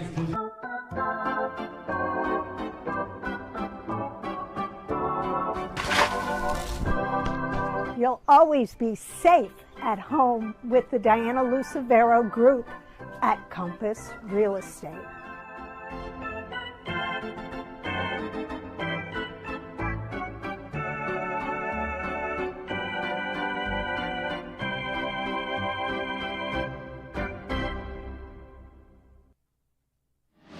Cape Cod 5 is proud to be the official banking partner of the Cape Cod Baseball League.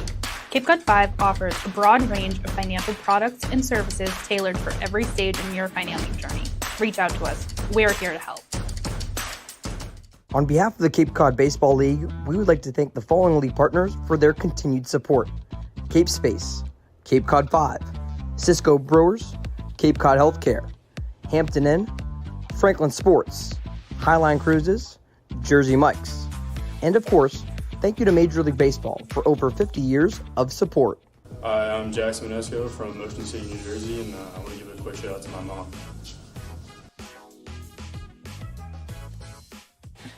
Enjoy all the action of the Cape Cod Baseball League by downloading the Cape League TV app on your mobile device and favorite TV streaming platform.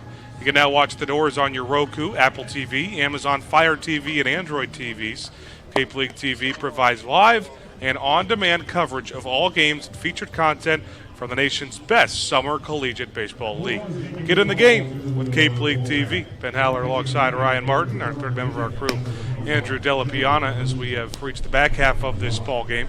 3-1 is the Braves' lead in the third matchup between these two on the season, and Bourne is looking for their first win in the season series. 2 more after today. Both will come in Bourne, and we will see the first pitching change of the game for Bourne. They'll turn to a right-hander, Joe Colucci, Virginia Cavalier this past season. It's just 2 times through the lineup for Jonathan Stevens. Now we reach the top again. Antonio Morales' third plate appearance. He's 0 for 1 today with the ground out and was hit by a pitch the last time up. So Falmouth finally got to Stevens in that last 4th inning. They had put guys on base beforehand, but finally came through. The one run for them is that sac fly by Reese Maroney. His second plate appearance as a Commodore. Right at the knees, Antonio Morales is down 0-2. And we mentioned how important the stretch is after the league-wide off day yesterday, Ben, for the Commodores. Again, leaders in the West Division with 23 points. You face the worst team on Cape Cod today in Bourne before you go to the best team, which is Brewster tomorrow. But guess what? Against Wareham, it's a Brewster team getting no hit right now through 8 innings against the Gatemen. A combined no-hitter with 3 Gatemen pitchers used so far. And it's Wareham just 3 outs away. That's a 3-1 score right now in favor of the Gatemen. It's been a very good Brewster offense all year long, and that's where Falmouth goes tomorrow. Morales fouled one off 0-2 on Colucci. Now, change up hit high. Got to be no problem for Kahio Aloy. First out recorded, second time Morales has been retired. Appearance number 5 on the season for Colucci. Very similar to Easton Barrett, actually almost exact like Barrett. 5 appearances, 2 starts, so 3 in relief. And the ERA number is just a little bit better for Colucci at 3.38 this season. No one on for Carl Schmidt. That means that the day is also over for Jonathan Stevens. His line through 4 innings, eerily similar to Falmouth's Connor Lynn. Both arms start this game by going 4 innings. Lynn gives up 1 run on 4 hits. Stevens, 1 run on 3 hits. The 1 run not earned, though, because it was part of the double error by Cam Kojal. Stevens gives up a pair of walks and strikes out 3. Justin Sims takes some time, I think, to tell Colucci to engage Schmidt. Finds the knees of Schmidt, even 1-1 count. So for 2 today with a strikeout and it grounded into a double play. It was a big momentum-ending double play in that 3rd inning after Falmouth got the leadoff runner on. Colucci goes outside. So no 1-2-3 innings in the appearance, but overall a good one, like you said, from Stevens. Schmidt batting average still just teetering around 300. It's below it right now at 294 and a 755 OPS, and he gets nailed. Fastball ran in the lower back, and he shakes it off and tosses the bat. It's the first time that Carl Schmidt's reached.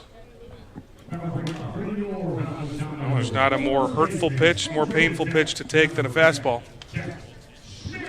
You see right here from Schmidt, but doing a good job turning the body. That comes in at 92 miles an hour for the second batter faced by Joe Colucci. It's about as fast as his heater will go. Also has a slider, changeup, cutter, and curveball, but uses the fastball about 65% of the time. He's got a big arsenal, but doesn't really use the cutter curveball too much. Now Ken Schmidt, an opportunity with the runner on base. 0 for 1.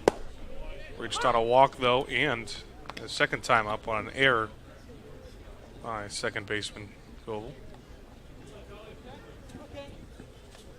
Gone down to an 0-1 count. Not a ton of hits for Falmouth the last time out at Wareham, but Schmidt did reach a couple of times on 2 walks. He was 0 for 2 behind it. Carl takes off, and the ball gets to the backstop, so no play as Carl Schmidt moves into scoring position. It's been a couple times today that Gavin Kelly, the catcher, has been off the same page with the 2 pitchers used so far today. At UAB's Jonathan Stevens, and now UVA's Joe Colucci. That backstop here at Gulf Florida Field getting a lot of work in the bottom half of innings. Yeah, it has. That's a couple times now for Kelly, too, where he's out of his stance, looking to throw down to second before collecting the ball, so a little bit ahead of himself. Not sure if he would have had any chance to get Carl Schmidt anyway. Now 1-1, right back up the middle, slower grounder. Koval over to first for out number 2.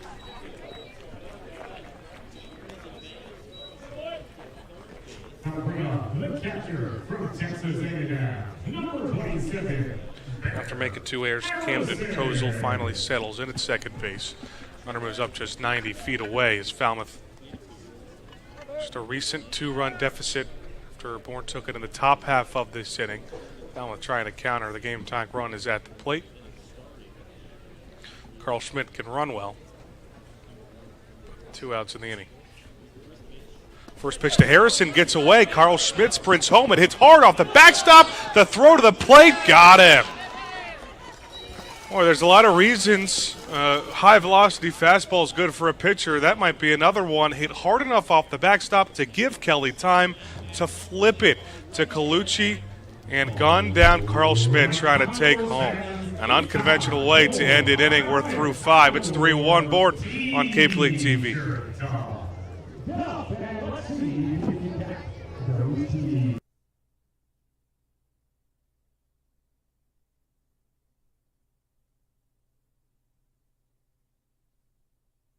Hi, I'm Jim Murray, owner of Falmouth's historic clam shack, now Jim's Clam Shack. Located on scenic Falmouth Harbor, Jim's Clam Shack is a destination for the best seafood and sunsets on the Cape. We're open 7 days a week, so stop by for lunch or join us for dinner on the rooftop deck. Bring the entire family to try our wide selection of seafood and kid-friendly option. We deliver the freshest products to your plates daily. Jim's Clam Shack, proud supporter of the Falmouth Commodores. Hi, I'm Michael Kasparian, President of the Falmouth Chamber of Commerce. The Chamber is here for the benefit of the whole community. Whether you're a local business or a visitor, Falmouth has endless offerings, from its beautiful beaches and historical sites to its local shopping and eateries. The Chamber bridges the 8 villages, providing visitors with all the tools to make their trip one to remember. Our visitor center is located in downtown Falmouth, just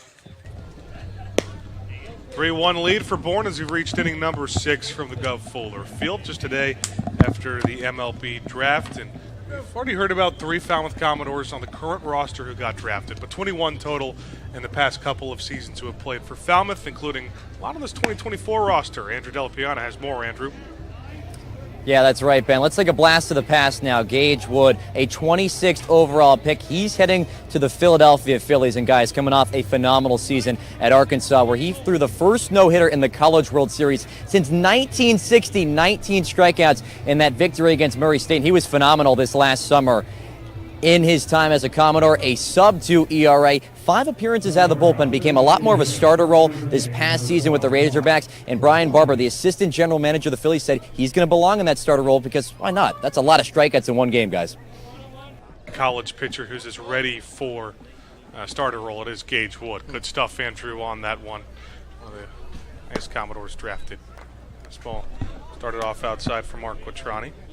It's a good first round for the Commodores. Gavin Keelan goes the first Commodore from 2024 picked at 13th overall. Then Gage Wood at 26. It's hard not to see some Gage Wood and Easton Barrett, a smaller guy wearing number 1 on the mound for the Commodores. Well, Barrett ran into some trouble in that 5th inning. Almost got himself out of it, though. Put runners on first and second with nobody out. A bunt put runners at second and third with 1 out. And he got the strikeout he needed. But then a 2-run single with 2 outs by Kahio Aloy puts Bourne on top. Quattrani's got a 3-0 count now. 0 for 1 on the day with a fielder's choice in the second. And then a sac fly back in the 4th. You know he just wants to send one over the Gov Fuller Field fence. Yeah. There's 1 home run so far on the summer now through 12 games played between Falmouth and Bourne. Came here at the Gov. Get me over fastball right down the middle. And yeah, it did. And I think it caught some people off guard, too. I remember that was a game where the wind was not really doing anything. And just made some really good contact. And a couple other extra base hits. 3-1 hitters count fouled off. Well, he goes from a Commodores team, Ben, that had the home run lead for most of the season. Now with 19 homers on the summer, Falmouth goes to second. Switches over to a Bourne team that only has 7 long balls on the campaign. That's the lowest on Cape Cod. Defensive substitution for Falmouth as the inning begins. Ashton Wilson takes over for Tristan Salinas in left. Called strike 3 on the payoff pitch. Quattroni's caught Barrett a couple of times this year, but doesn't agree with that call. First strikeout. Check that second strikeout of the appearance now for Easton. I love that. The point you keep going to is Quattroni not only is a former Commodores catcher who's caught both Lynn and Barrett. That time Lynn fools his former battery mate, though, and it's the second strikeout for Quattroni with the Braves. After the K, Gavin Kelly settles in, who's 0 for 2 with the flyout and a pop-up. He's had a couple of miscues on the defensive side of things today. Gets started one high, one just at the top of the zone to make it 1-1.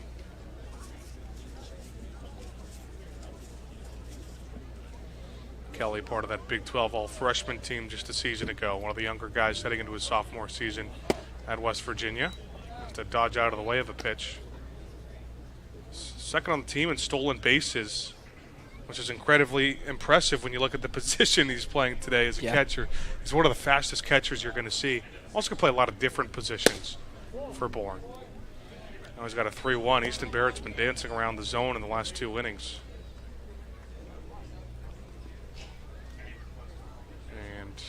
Gavin Kelly really turned it up, too, when it mattered the most. Hit a 3-for-4 game with a home run and a couple RBIs against LSU in the Super Regional, where West Virginia ended up bowing out. Called strike, top part of the plate again. Barrett's really using it. 292 batting average. OPS not quite up there, 797. So a lot of singles for him in his freshman year. There's not much more you can ask from a freshman. This one grounded right on a couple of hops. Out of the glove and back in the glove from Ryan Zuckerman. And he gets it over to first in time. It took a serious throw there from Zuckerman. Again, you mentioned the bobble that Zuckerman had. He gets it over to his new Georgia Tech teammate, Kent Schmidt, in just enough time. That's what the corner infield could look like under first-year Tech coach James Ramsey. If you put Zuckerman at third and leave Schmidt over at first base, glad that they can get that communication settled here in Falmouth. Look at the patience from Zuckerman staying with it after the initial hop out of his glove. Beautiful changeup. Or curveball, rather, that ends up with the inside part. Now to Ryan Cooney, the Oregon shortstop, 1 for 2 today. Just coming off a leadoff double back in the 5th inning and then came around to score. And he's going to line one right at Maroney for out number 3. So Easton Barrett finally settles in a 1-2-3 inning after some struggles in the 5th. We head to the bottom of the 6th. Commodores bats still trying to wake up. 3-1 Bourne on Cape League TV. Are you looking for that perfect pregame meal? Supreme Pizza has you covered. Its extensive menu has everything from pies and calzones to salads and subs. And with its online ordering system, delicious food is just one click away. It's an honor to support the Cape Cod Baseball League. Supreme Pizza is open every day of the week. Order online or stop by their store located at 147 T-Ticket Highway and try a slice today. Here at the Mass State Lottery, we're known for our monster wins. But there's no bigger win than the $1 billion we provide each year to support all 351 cities and towns in Massachusetts. In our game, we know that supporting local businesses and helping communities is how we all win. Because at the lottery, we're all playing for the home team. The Mass State Lottery. Welcome to the state of winning. On behalf of the Cape Cod Baseball League, we would like to thank the following league partners for their continued support: 99 Restaurants, Badger Sports, The Baldwin Group, Bluebird Dennisport, Bridgewater State University, Cape Destinations. And of course, thank you to Major League Baseball for over 50 years of support. I'm Antonio Morales from Norfolk, Massachusetts, and I'd love to get a shout out to my mom, my dad, my sister, and all my supporters. Just one run across on 3 base hits for Falmouth today as they trail Bourne 3-1. And another beautiful evening for baseball at Gov Fuller Field. Game number 25 of the Cape Cod Baseball League season for the Commodores. At least Bourne's still a game behind with some of the rain that happened last week. Yeah, a postponement at Durham Park last week before the off day where the Horwich Mariners were supposed to be in town. So the defending champion Mariners and the Braves, the only two teams that haven't played a full 24 yet. Well, it was a pretty successful one inning and first inning here for Colucci, and got an unconventional, actually didn't end up being a 1-2-3. Faced the fourth batter, but didn't complete the plate appearance after a wild pitch hit the backstop hard enough to get Carl Schmidt trying to take home plate. After fly out and ground out surrounded the hit by pitch from Mark Petrani. And if you're a Bourne fan, you hate to say it, but it might be Gavin Kelly, the catcher, who's seen the ball go to the backstop so many times that he actually knew how to play that bounce, brings Bear Harrison back up, and then he'll ground out to begin the home half of the sixth. Well, there might be some truth to that. It's happened a couple times today before that one. Holcomb retires Harrison on a throw across the diamond. Ryan Zuckerman with one gone, nobody on base. That nice, calm, cool, collected play at third base just an inning ago. So 1 for 2 with a strikeout and a single. His first pitch swinging, first pitch lifting one into right. He was going back to the track. He's looking up. He's at the wall. That's gone. Ryan Zuckerman's first home run as a Falmouth Commodore comes here at the Gov. It cuts the deficit to 1. Ryan Zuckerman starting to heat up for Falmouth. You knew it would happen at some point for Ryan Zuckerman, the former Pittsburgh Panther. Hit 13 home runs to lead all of Pitt last season. Now going to Georgia Tech. You can expect some more of those in Atlanta. A solo homer for Ryan Zuckerman. Cuts the Bourne lead in half for the 364-foot homer the opposite way. Only 94 miles an hour off the bat. That's a ball that just kept carrying. And the wind is blowing out slightly, but Ryan, this is a very humid night. Baseballs love humidity, travel better in the warm weather. Now Justin Osterhaus after that solo shot, bases cleared.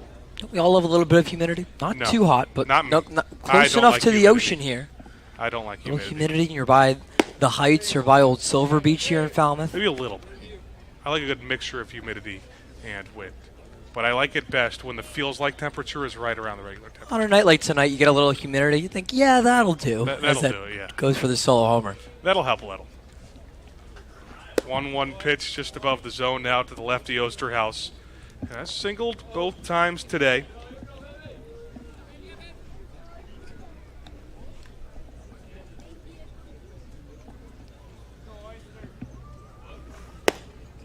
Big swing and a miss on the 2-1 pitch for the Alabama Crimson Tide. Zuckerman's first home run, obviously. It is his third RBI as a Commodore this season, starting to settle in. A lot of times some of the later improvements are kind of just to fill spots. It feels like Zuckerman, though, even when the roster was at its best, could be in the heart of that roster and of that lineup. Now Osterhaus golfs one to shallow center. LeGrande on the run for out number 2. Going back to Zuckerman, you're exactly right. It's been big-time hits. He's had 3 runs batted in on just 2 hits, the solo homer there, and then he had the big 2-run double to take the lead in the third inning of that Harwich game, the one that was called for about 75 minutes due to lightning. But it was a delay that Falmouth went into the big break with the lead because of Zuckerman's first 2 runs batted in on the summer. And it's also Ryan Zuckerman, is, even when he hadn't been hitting, played some really nice defense both at first and third base. Made a Superman catch last time Commodores were home on Saturday against YD in foul territory on a popped-up bunt. That's when Falmouth made a ton of nice diving plays defensively. Reese Maroney, it's outside for ball 1. Speaking of newer Commodores, still looking for his first official at-bat as a Commodore. A walk and a sac fly. He's got an RBI before he's got a base hit, before he's even gotten at-bat. Tips one into the mitt behind the plate. Gavin Kelly hangs on. Again, for Maroney, I think this is a midseason addition that Commodores fans should be pumped about. From his first spring to his second spring at Rhode Island, increased that average 100 points to 356 and all A-10 second-team selection. Off the end of the bat, not high enough to get over the head of Kojal. So they go down the last 2 in order, but not before. Ryan Zuckerman, welcome to Falmouth, his first home run at Gov Fuller Field. Commodores trail by 1 now, third of the way left, heading to the 7th on Cape League TV. Hi, my name is Matt Burgess, General Manager here at Falmouth Country Club. We have a unique 27-hole public golf course with a beautiful layout that is family-oriented. Kids play free here at Falmouth Country Club. Getting on the course is quick and easy with our app. You can book tee times, get yardages with GPS, use our interactive scorecard, track your stats, and receive exclusive in-app offers. Falmouth Country Club is a true Cape Cod classic and a local family favorite. See you on the course. Hi, I'm Michael Kasparian, President of the Falmouth Chamber of Commerce. The Chamber is here for the benefit of the whole community. Whether you're a local business or a visitor, Falmouth has endless offerings, from its beautiful beaches and historical sites to its local shopping and eateries. The Chamber bridges the 8 villages, providing visitors with all the tools to make their trip one to remember. Our visitor center is located in downtown Falmouth, just off of Main Street. Come by and meet our team. The Falmouth Chamber of Commerce, your community connection. Hi, I'm Zach Johnston from Cumberland, Maine. I'd like to give a special shout out to my host parents, Paula and John, for being great people.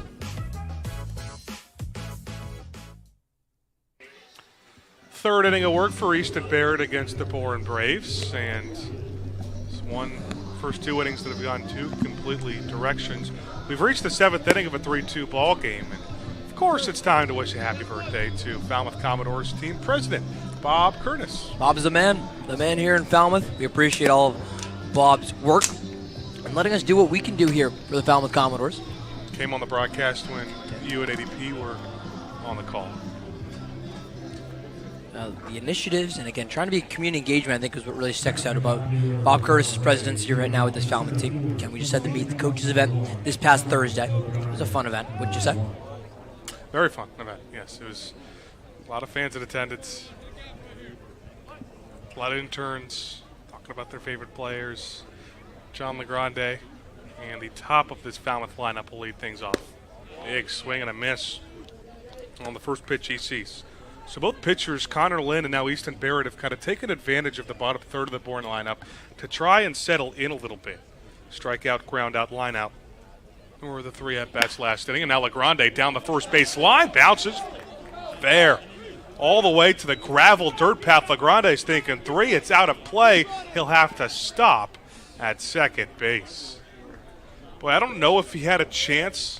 If he didn't, though, or if he did, though, that's a smart play in right field by Newstrom to let that go out of play. And actually, they might have, that would have been 3 instead of ground rule double.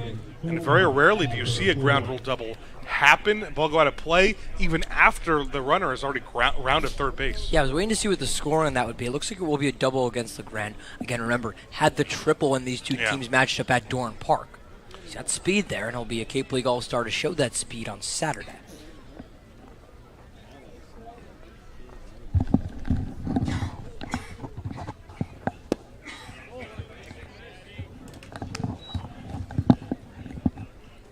So stay at second base. Runner does not get into just 90 feet away for a sacrifice situation, but still a good opportunity for Bourne to add on to the lead. And it's Braden Holcomb, the third baseman. Gets started off with an even 1-1 count. He's 1 for 2 today. A double strikeout and a sacrifice bunt as the 2-hitter last time up. Junior from Orlando, Florida, and Vanderbilt Commodore. Smell back. It's widely known a couple of seasons ago as really the best freshman in terms of production on that Vanderbilt team, a team that feels like has success pretty much every season. They had some pretty good games last year. Walk-off homer against Kentucky. 3 for 6 day against Alabama.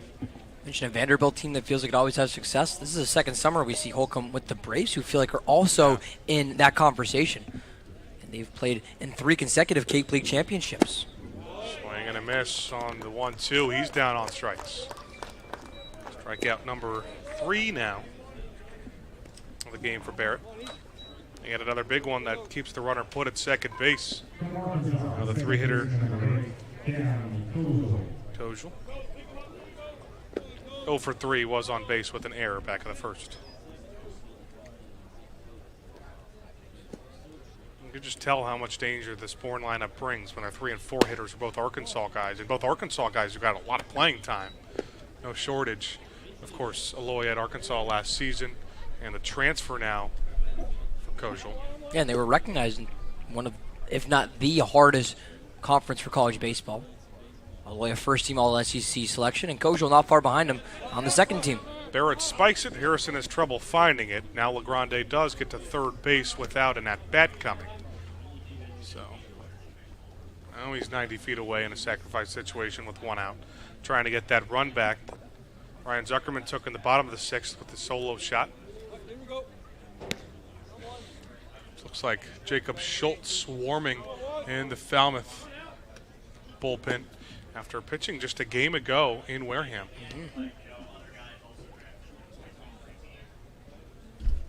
Speaking of Vanderbilt Commodores, 2-0, slowed it down, and got Kojal off balance. Yeah, Schultz sees his collegiate teammate, Kojal, or former collegiate teammate, I should say, in Kojal, now at Arkansas.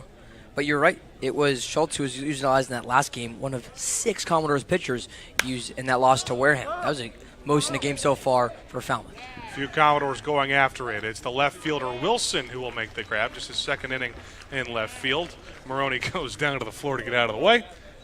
And just like that, LaGrande has to stay at third base. That's the second time Easton Barrett's had a runner on third with a one-out situation, and he's recorded the out, keeping the runner at third. But last time, it was Kojal, and it was Aloy who had an RBI with 2 outs.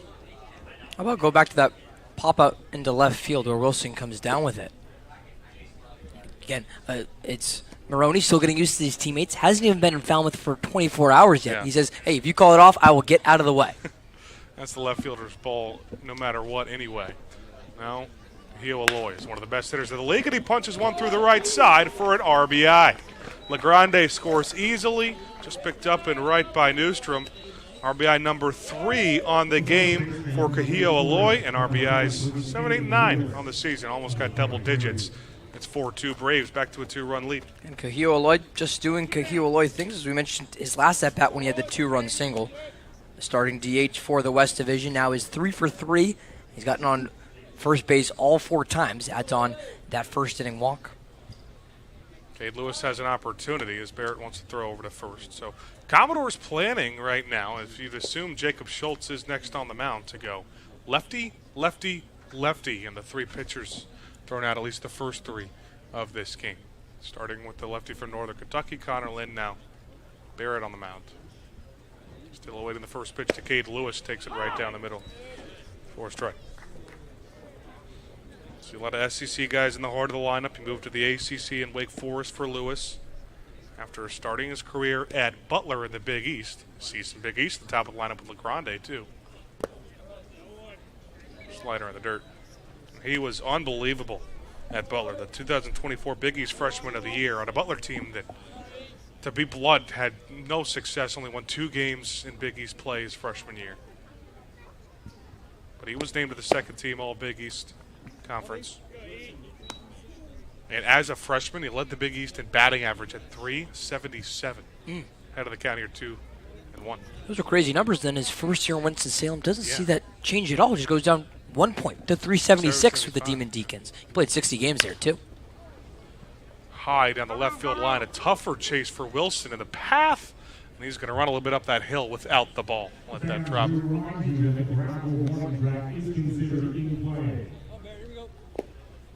Good effort there from Wilson in left. And the count now evens up at 2-2. Deuces are wild. 2-2 count, 2 outs.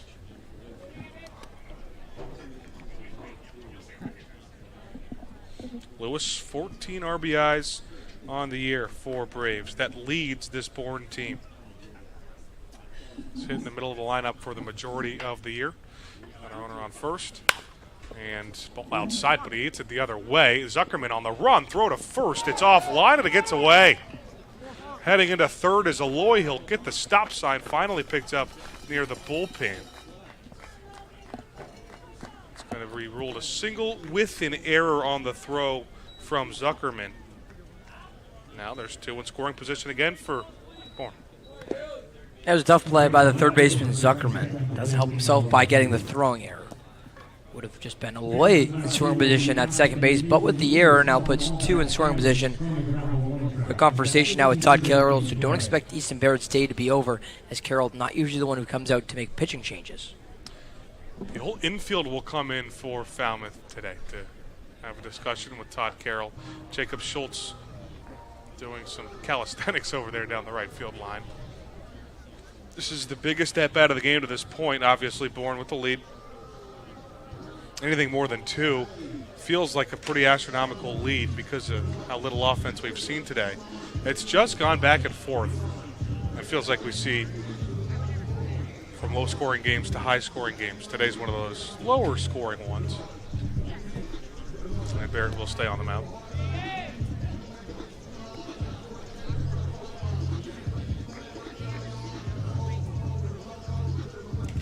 Logan Hughes is 1 for 3 today. A couple of fielders' choices, but a single back in the second inning and eventually stranded there. Fielder's choice.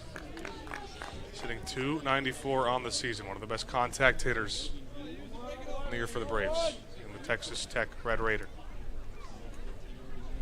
A lefty on lefty matchup to try to get the runs in.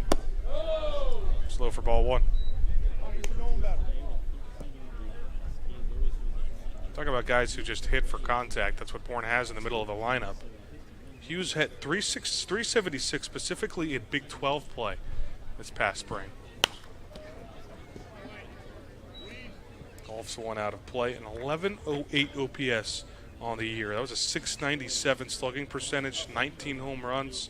Pound for pound, one of the best players in the Big 12. He was named first team All Big 12 conference team.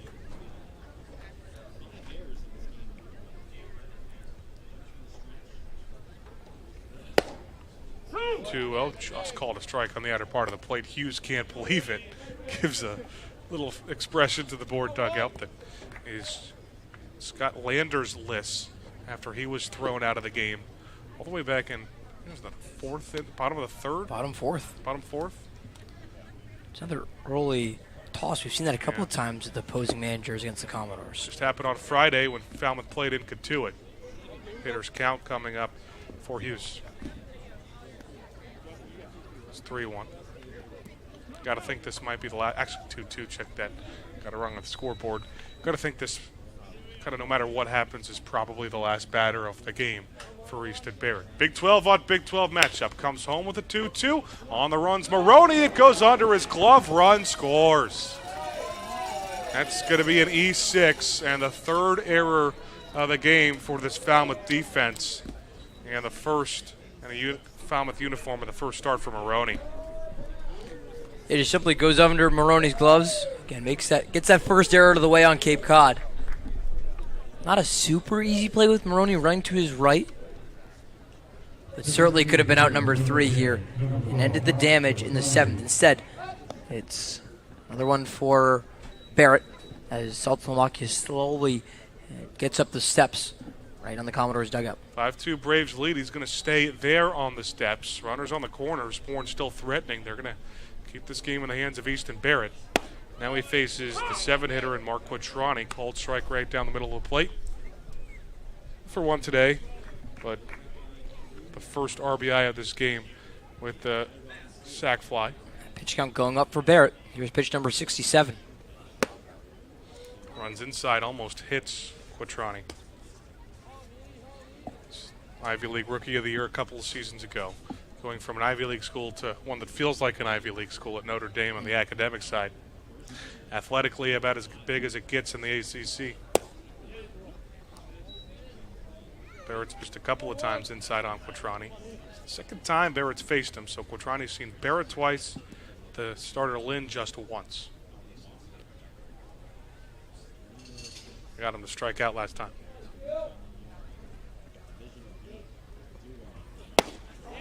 I'd add to me, he's called strike 2. Does not go as an RBI for Cade Lewis because of the air, or Logan Hughes rather, because of the air. Still just 7 on the year. It's back-to-back at-bats with an error on the left side of the infield between the third baseman Zuckerman and the last batter and the shortstop Maroney. 3 errors for both sides on the day. It's kind of been, as of late, we've seen a lot of errors from not only Falmouth, but teams they've played. Saw that really solid defense at the beginning of the year It's back just a couple weeks ago when Bourne hosted Wareham, the day after the 4th of July. Wareham committed 7 errors in the game. 3-2 pitch with 2 outs. This time an easier play for Maroney. Picks it up and throws it over on the hop. Cannot be picked at first base by Ken Schmidt. It's another throwing error. Another error, this time throwing by Maroney. They're 2 in scoring position for Bourne. Nobody scores on that play, but Hughes is up to third. Check that, one does come in on Cade Lewis sprinting home. And that will do it for Easton Barrett. Yet an unfortunate way for Barrett's outing to go. Again, 3 consecutive errors by the Commodores infield. Doesn't make it easier for him. Error number 4 on the year, Easton Barrett done. We'll have more on Jacob Schultz on the other end of the break. Bourne cruising now, takes a 6-2 lead on Cape League TV. Introducing Open Cape, the local nonprofit internet service provider in this region. Open Cape's fast and reliable network is 100% fiber optic, providing affordable internet connectivity. To learn more, visit opencape.org and always speak with a live Open Cape representative. Open Cape, providing choice and competition for your home or business and the official internet provider of your Falmouth Commodores. We are Open Cape.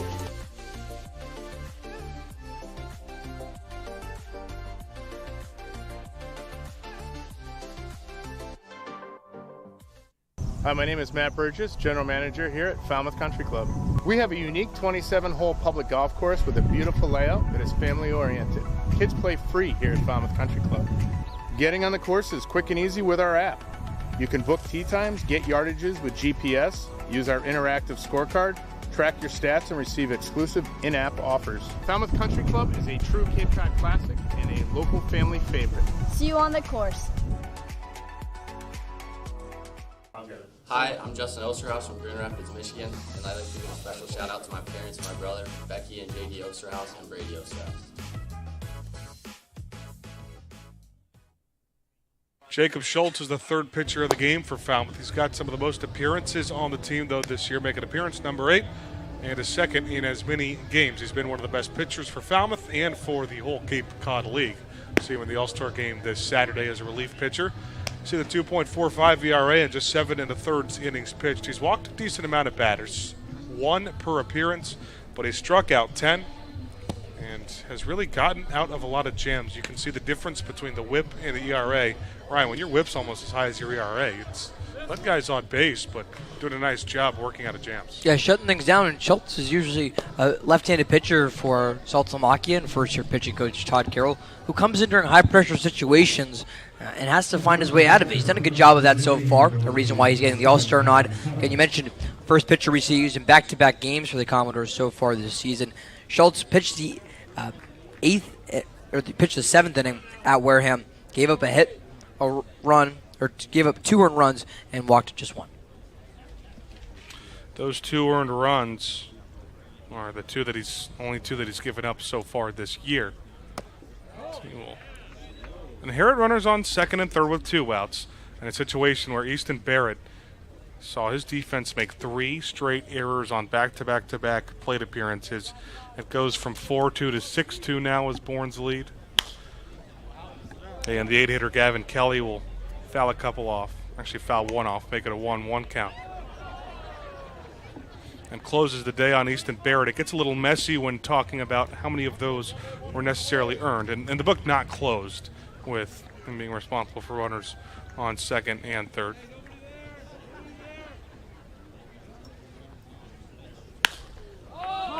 One popped up high. It'll stay in the infield. And that's Carl Schmidt to record out number 3. So the Bourne Braves do what they need to do, take advantage of some defensive miscues as it's time to stretch.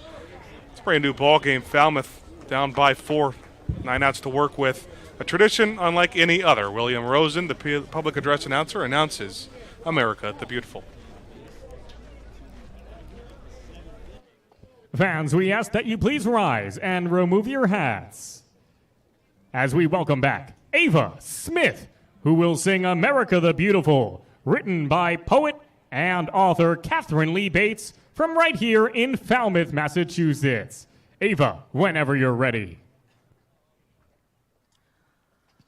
Oh, beautiful beautiful for spacious skies, for amber waves of grain, for purple mountains, majesties above the fruited plains. America, America, God shed his grace on these, and ground thy good with brotherhood, from sea to shining sea. Fans, that was truly beautiful. Thank you, Ava Smith. Are you looking for that perfect pregame meal? Supreme Pizza has you covered. Its extensive menu has everything from pies and calzones to salads and subs. And with its online ordering system, delicious food is just one click away. It's an honor to support the Cape Cod Baseball League. Supreme Pizza is open every day of the week. Order online or stop by their store, located at 147 T-Ticket Highway, and try a slice today. Hi, I'm Michael Kasparian, president of the Falmouth Chamber of Commerce. The Chamber is here for the benefit of the whole community. Whether you're a local business or a visitor, Falmouth has endless offerings, from its beautiful beaches and historical sites to its local shopping and eateries. The Chamber bridges the 8 villages, providing visitors with all the tools to make their trip one to remember. Our visitor center is located in downtown Falmouth, just off of Main Street. Come by and meet our team. The Falmouth Chamber of Commerce, your community connection. I'm Trevor Baumler, right-handed pitcher from TCU, and you're watching Commodores Baseball on Cape League TV.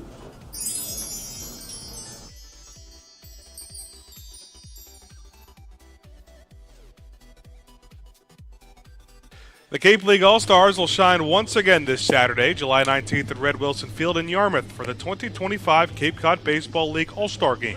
Don't miss an action-packed day of All-Star Day festivities. Buy your tickets today at CapeCodBaseballStore.org. That's CapeCodBaseballStore.org. You'll see 8 players on this Falmouth Commodores team, 3 pitchers, one of them on the mound right now, and Jacob Schultz. He'll be there with starter Trevor Baumler and Joe Sabbath. Half of the West Division starting lineup plays their home games right here at Gov Fuller Field as well. You got to credit those 4 All-Star starters in Micah New, Antonio Morales, Ken Schmidt, and the West Division starting pitcher in TCU right-hander Trevor Baumler, as you said. Carl Schmidt, Adrian Lopez, to go along with the starters and the pitchers we have mentioned. They're the 2 offensive reserves, and it is Ashton Wilson who took over for him in left field. So you mentioned the 2 reserves in Lopez and Schmidt. There's 2 more. Can you name the last 2? It's 11 players. A lot of players to name on this Falmouth team who are All-Stars. I believe one of them goes by the name of Dan Papillo. And Ryan Martin, the That's broadcaster true, too. That's not what I was going at. I was not getting at that, but team. yes. Dan and I will be there. We're not the ones on the field, though. You're missing Jacob Schultz into this game, and Joe Sabbath, the Rhode Island Ram, will also be there. Those were the first 2 I mentioned on the top of the broadcast. I said, sometimes listening helps. That's true. That's true. Ashton Wilson single up the middle. I am one of the worst listeners you could possibly see. That's stand-up accountability. Yep. It's a pinch hit single. I mean, after I compliment you 2 on being named to the All-Star. Well, I wouldn't have fished for a compliment like that. Well, that's what I do respect you not fishing for the compliments. Of course not. But Ashton Wilson. Well represented. Falmouth will be all over the place there. Excited for it. Well, they're in danger of falling to 2 games under 500 for the first time since the first couple weeks of the season. Ashton Wilson trying to do all he can. He's made a couple defensive plays, and in his first at-bat of this game, singles. Now it's Chris Newstrom at the plate to watch his strike 1 go by. Newstrom 0 for 2 with a strikeout. Started to look like he might have broken through with runners on first and third and 2 outs, but a hit taken away by Cade Lewis at first base. A diving play on a hard liner down the first base line. Runner takes off for second. Newstrom swings on, bounced off and backs Holcomb up, and the throw across the diamond's in time. Nice job to keep it off the third by Lewis. Of course, Wilson on his way to second. No play there. That's still a well-executed hit and run by the Commodores and Chris Newstrom from the right-handed box. Thought it got over to the third baseman Holcomb in enough time that if Wilson hadn't left for second early, he would have at least gotten the fielder's choice to get the lead runner, possibly with Wilson at second.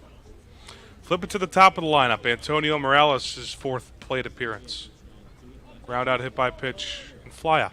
With one out and a man at scoring position, an RBI opportunity for him. Breaking ball off the plate for ball one. How about the way Colucci has cruised in this game? This is on 2 1/3 so far for him. He has only thrown 29 pitches, 19 of those for strikes. Right down Broadway, Morales couldn't catch up. You're mentioning All-Stars, Antonio Morales, one of the Commodores who went over to Red Wilson Field today for the annual team picture and word with Commissioner John Castleberry. Quick talk with all the All-Stars. Said he was there for about an hour, hour and a half. Did make a stop at Chick-fil-A on the way home, the only Chick-fil-A on Cape Cod. I was going to say, when you head that direction, hit the Chick-fil-A. Morales fouls one off. It's the Chick-fil-A, it's the Chipotle, it's the Jersey Mike's. I mean, there's so many great places in Hyannis. So you're heading towards Hyannis, Swidey, maybe on your way back up from Chatham. Our writer Noah Nussbaum and I know that pretty well. Called strike 3 right down the middle for Antonio Morales. Beautiful pitch. A lot of movement for Colucci. That's strikeout number 2 and 2 2/3.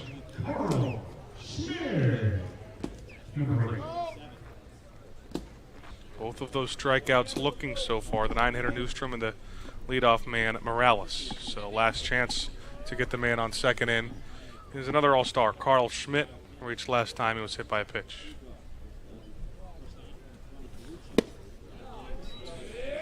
Chased on a pitch outside, kind of brought him out of his shoes. Goes down 0-1. Schmidt started his career as a Texas A&M Aggie. We're heading closer to home in Northern California. Gets all the way to the backstop. A free 90 for Wilson. Stands at third.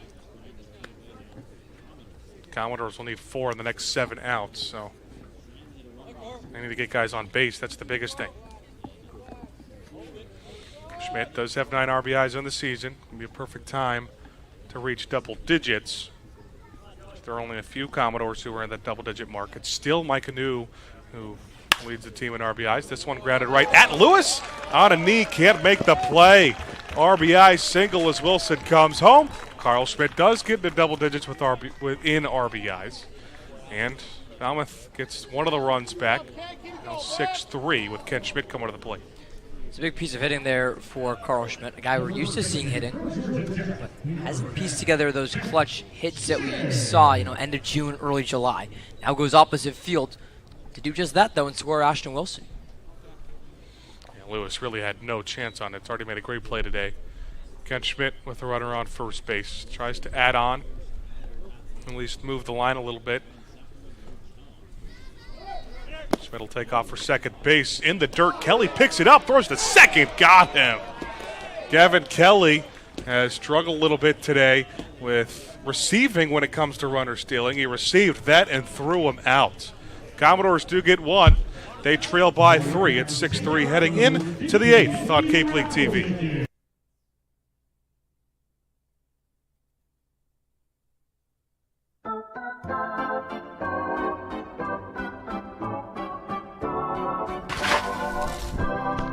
You'll always be safe at home with the Diana Lucevero Group at Compass Real Estate.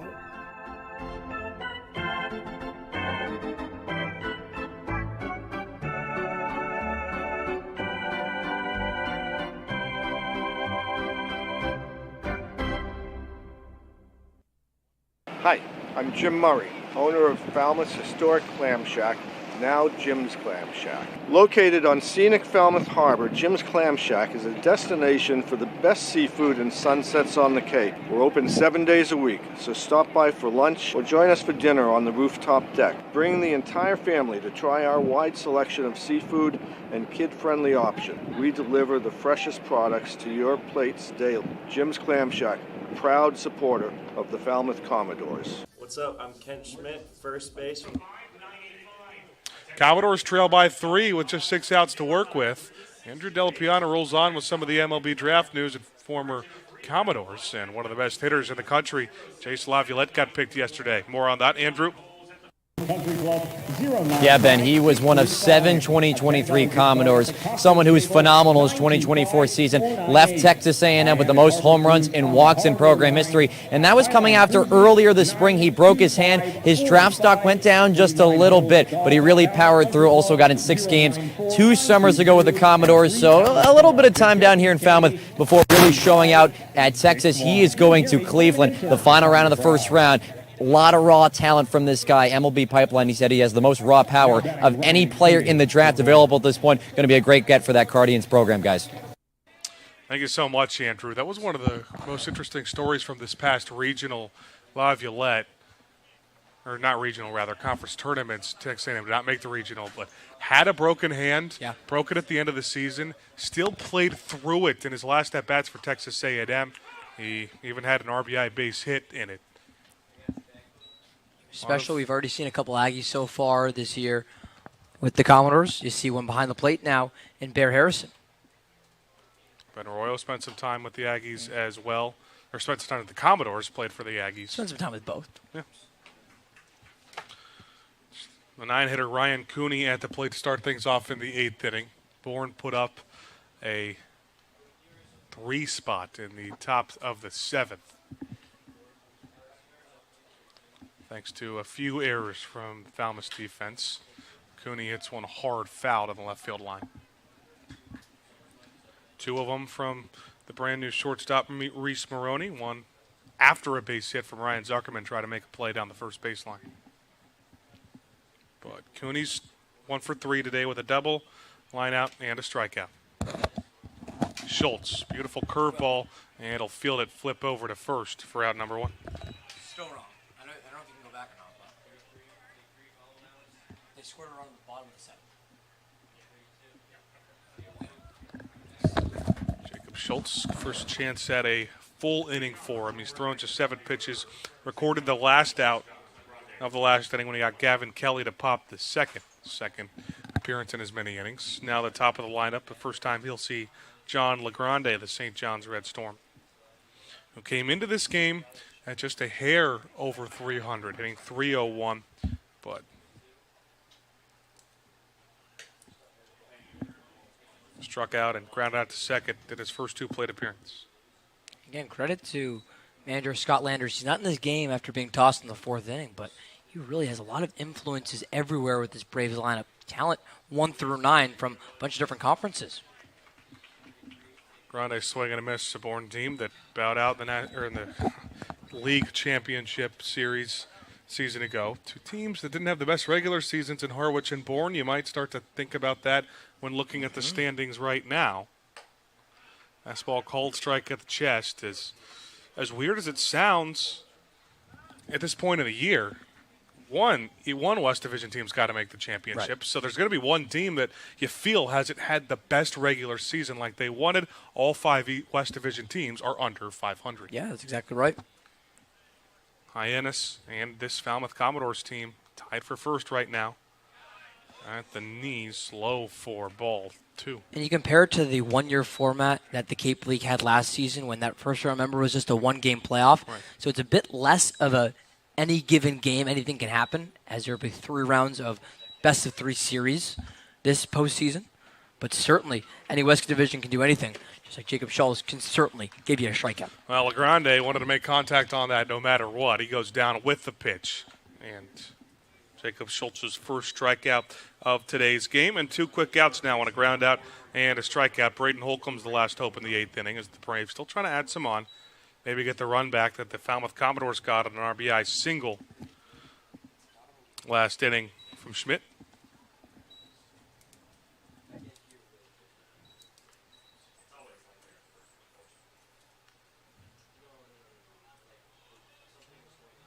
Lefty on righty matchup for Holcomb, who has been in this Brave lineup that's seen nothing but lefties today. Started with Lynn as a lefty, Easton Barrett's a lefty, and now Jacob Schultz a lefty as well. Holcomb 1 for 3 today. Sack bunt. got the hitting started all the way with the one-out double back in the first inning, and the curveball really doesn't agree with that call is Holcomb. These are the kind of matchups, too, that are always fun with the Cape League season. You got a 2025 Vanderbilt Commodore All-Star with Jacob Schultz on the mound. He's facing a 2024 Cape League All-Star and also a Vanderbilt Commodore. Yeah. Vandy versus Vandy here with Braden Holcomb. Maybe that was some of the animatedness of Holcomb not agreeing with that call. I think he's just a little extra because he's playing his old teammate. Fastball gets to the backstop. We've talked about it on the broadcast. Feels like the offense a lot of times wins these matchups. Yep. We saw it back in an LSU on LSU matchup when Devin Sheeran was on the mound in Wareham.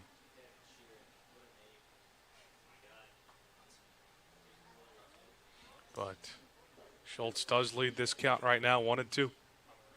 Pitch number 16 of his outing coming up. Trying to make it a quick 1-2-3 inning, and this curveball's way low. You got to know that's what to expect from Schultz is the curveball on. Yep. Especially Holcomb's going to know it. There's two guys who probably faced each other a decent amount in practice at least. Yep. And this is the kind of at-bats you just want to see go to an extreme. If Schultz can get him to strike out here to end the inning, or if Holcomb were to get an extra base hit or something, someone's got to have bragging rights. Already got an extra base hit today, and he goes down swinging. Jacob Schultz got the better of his past teammate. No interaction between them two either as he heads back to the dugout. Middle 8, 6-3, Bourne lead on Cape League TV.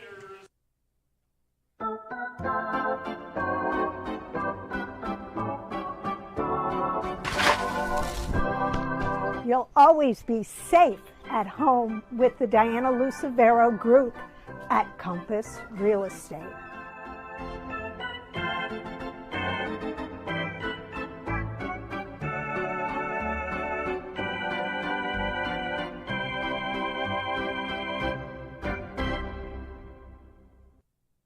Hi, I'm Jim Murray, owner of Falmouth's historic clam shack, now Jim's Clam Shack. Located on scenic Falmouth Harbor, Jim's Clam Shack is a destination for the best seafood and sunsets on the Cape. We're open 7 days a week, so stop by for lunch or join us for dinner on the rooftop deck. Bring the entire family to try our wide selection of seafood and kid-friendly option. We deliver the freshest products to your plates daily. Jim's Clam Shack, proud supporter of the Falmouth Commodores. What's up? I'm Kent Schmidt, first base from Georgia Tech, and you're watching Cape League TV.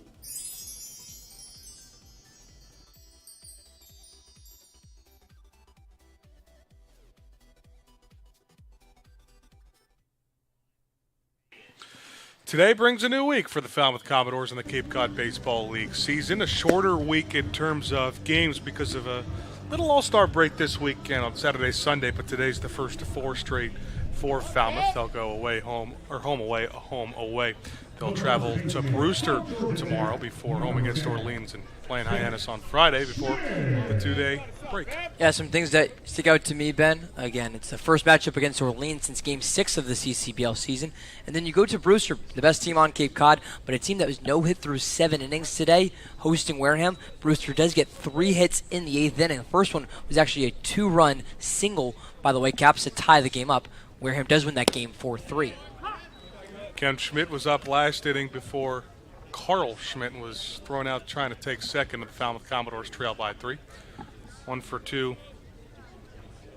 day, actually 0 for 2 day, with an error, walk, and a ground out. Goes down 0-2 early. Georgia Tech first baseman, as it is still the righty Colucci on the mound. He's entering his 4th inning of work. That'll work when you throw 35 pitches in your first 3 innings. And time for Simmons telling Colucci to engage the batter.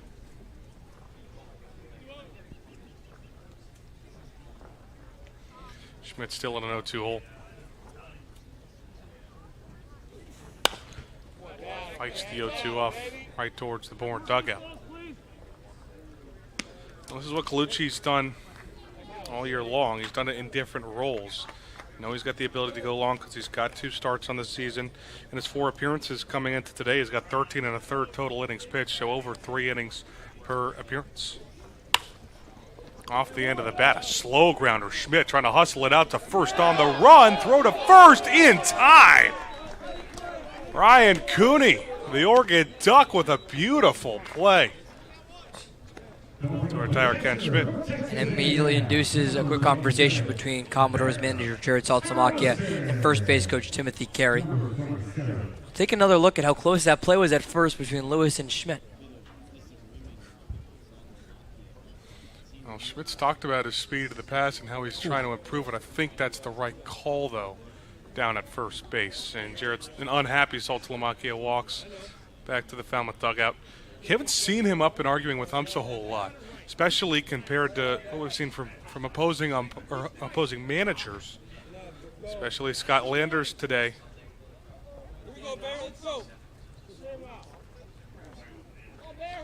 Now Bear Harrison with one out and nobody on base. Commodores just need base runners right now. It's the first pitch inside. A couple of ground outs, pop up the second in his first 3 plate appearances.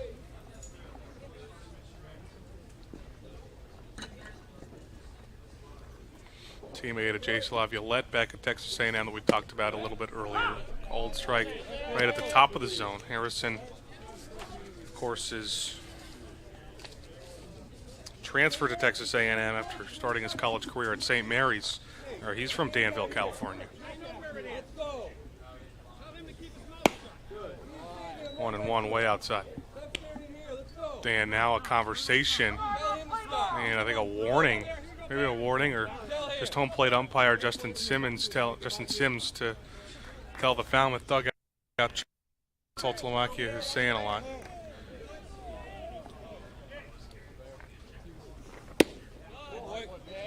Misses inside. Harrison gets the hitter's 3-1 count. Feels like that's the loudest his Falmouth dugout's been today. Definitely at the umpires. Timothy Carey still had a lot to say to the Falmouth dugout, too, the first base umpire. 3-1 pitch, called strike on the outer part. West Coast Conference All-Freshman team member 2 seasons ago for Harrison, where he got 42 starts as a freshman.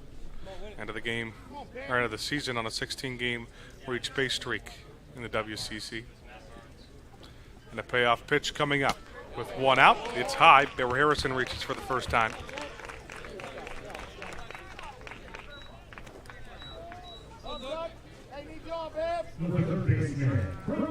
That is just Colucci's second walk of this ball game. Actually, check that was his first walk of this ball game.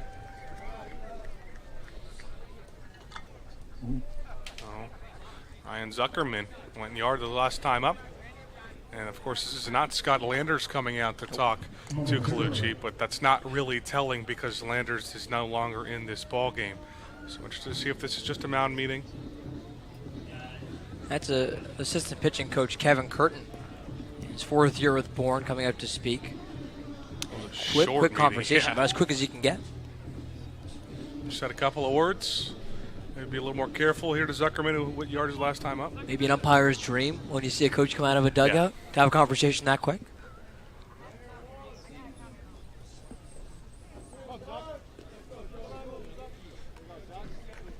Over 360 feet, 94 miles an hour off the bat. That was the second run of the game for the Commodores. Got them within 1 before Bourne scored 3 more to get the lead. 6-3 now. First pitch to Zuckerman is low for ball 1. That solo home run came after a single in the 4th inning. Led off that 4th and came around to score on the sac fly from Maurice Maroney.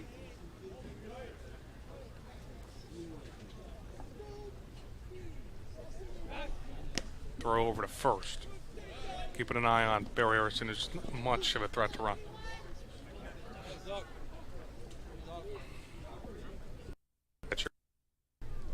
Did have 1 stolen base this past year at Texas A&M. No speed category. 1-0 high. Now Zuckerman's in the driver's seat here. For Colucci, who just walked his first batter. Pitch count's getting up towards 50. All ACC in this matchup. Colucci from Virginia. A couple ACC schools picked at Georgia Tech for Zuckerman. 3-0.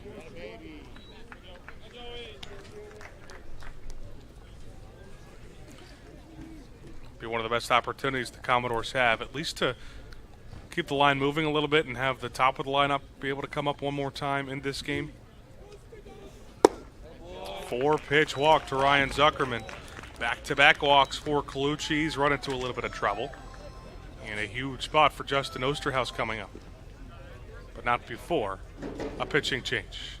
That's going to be it for the righty Colucci. Falmouth brings the game-tying run to the plate in the bottom of the 8th inning. Justin Osterhaus with a big chance against a new pitcher on the other end of the break on Cape League TV.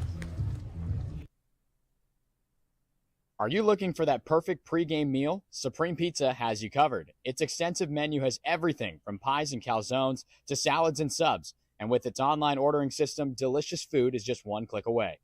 It's an honor to support the Cape Cod Baseball League. Supreme Pizza is open every day of the week. Order online or stop by their store located at 147 T-Ticket Highway and try a slice today.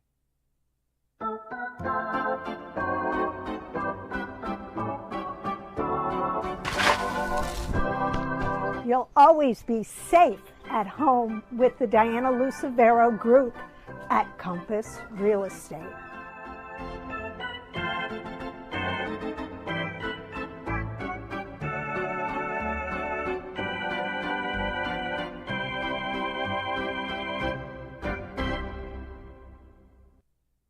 Hi, I'm Jacob Schultz from Houston, Texas, and I'd like to give a special shout out to my mom.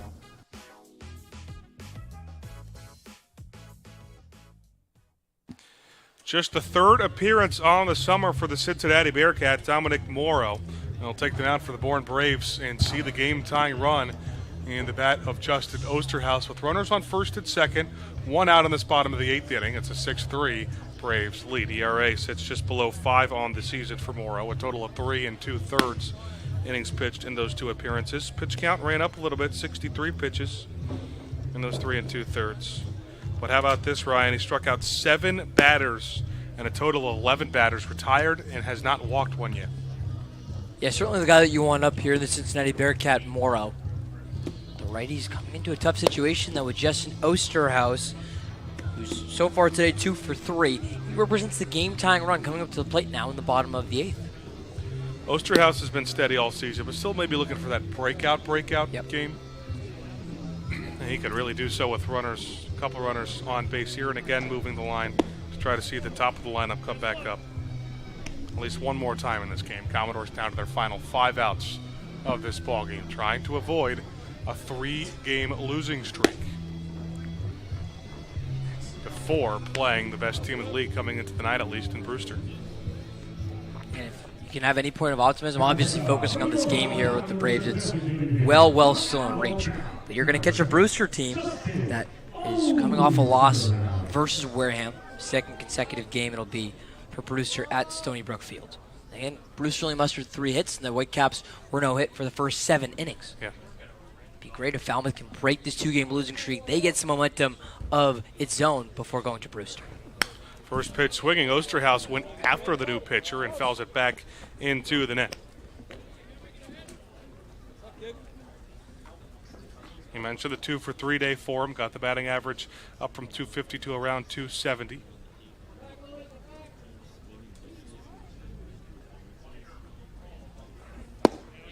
Change up right down the middle of the zone, and it's an early 0-2 count on Osterhaus. More a part of a Cincinnati team that had a really successful season this past year. They made the Knoxville Regional and won the first game of the Regional against Wake Forest before bowing out the next couple of games.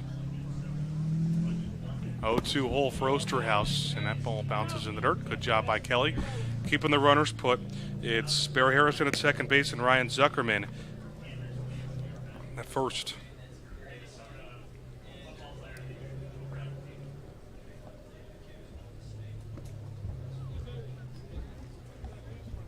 Osterhaus, 7 RBIs on the year. A lot of Commodores around that 7 mark.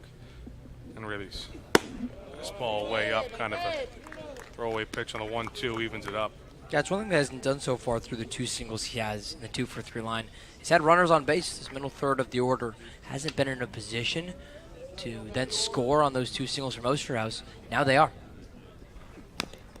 Just gets a piece Well, a 2-2, and he'll stay alive in the count. Kind of went down to his knee on a low pitch.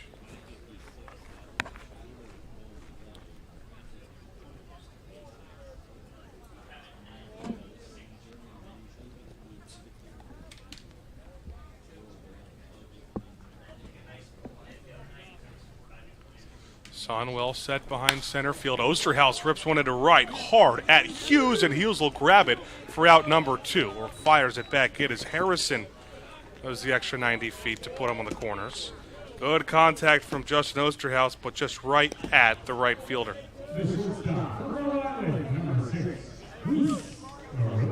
Maurice Maroney had a couple of errors in the top of the 6th inning that allowed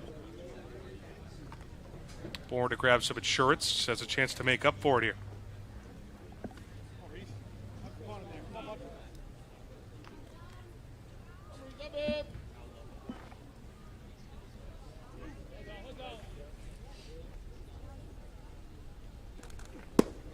Just pitched low and in the dirt. Maurice Maroney is 0 for 1 today, but he's got an RBI on a sac fly, lined to second, and walked. And his other 2 plate appearances. Hitting over 300 at Rhode Island this last year. Fouls one off to even the count up at 1-1. It is just the 3rd appearance for Morrow on the year. And he has not gone more than 2 innings in any of his appearances so far. Got to think this might be a situation where they get the, not a full 2-inning save, would be an inning and 2/3 save for him. Ball swung on and missed. He's a pitch away from getting out of it. It's a position that Morrow knew well at Northwood University, where he was there for 2 years. Really just a 2 or 3 inning guy there. Yeah, Northwood a powerhouse in the Division II level up in Michigan. Pretty medium grounder, right at the third baseman. Holcomb throw across the diamond, got him. Fallon puts a couple on with 1 out on back-to-back walks. But Dominic Morrow works out of it. Commodores down to their last 3 outs, nothing across in the bottom of the 8th. Bourne will try to add on to the top of the 9th. 6-3 on Cape League TV. Are you looking for that perfect pregame meal? Supreme Pizza has you covered. Its extensive menu has everything from pies and calzones to salads and subs. And with its online ordering system, delicious food is just 1 click away. It's an honor to support the Cape Cod Baseball League. Supreme Pizza is open every day of the week. Order online or stop by their store located at 147 T-Ticket Highway and try a slice today.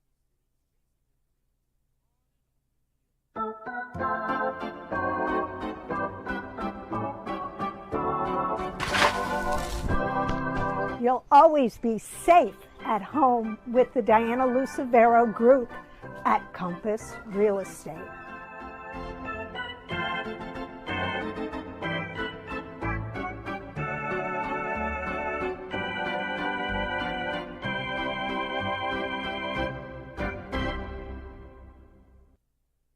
I'm Ben Royo, shortstop from Texas A&M, and you're watching Commodores Baseball on Cape League TV.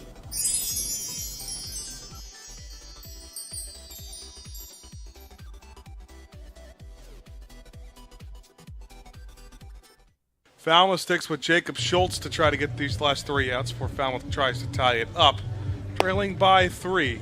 And the big number of the defensive errors for the Commodores today, they've made 4 of them, 2 of them by shortstop making his first start here.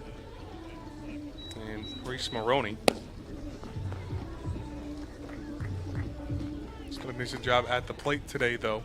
The Commodores are out hit by Bourne 10-6 as well. Commodores have lost their last 2, one at home against YD and then one on the road against Wareham, their worst loss by deficit of the season. So there's your introduction to Reese Maroney. You see number 41 right there as well. That's Elon's Jake Hajdu. 2 new shortstops, midseason additions for this Commodores team by game 25.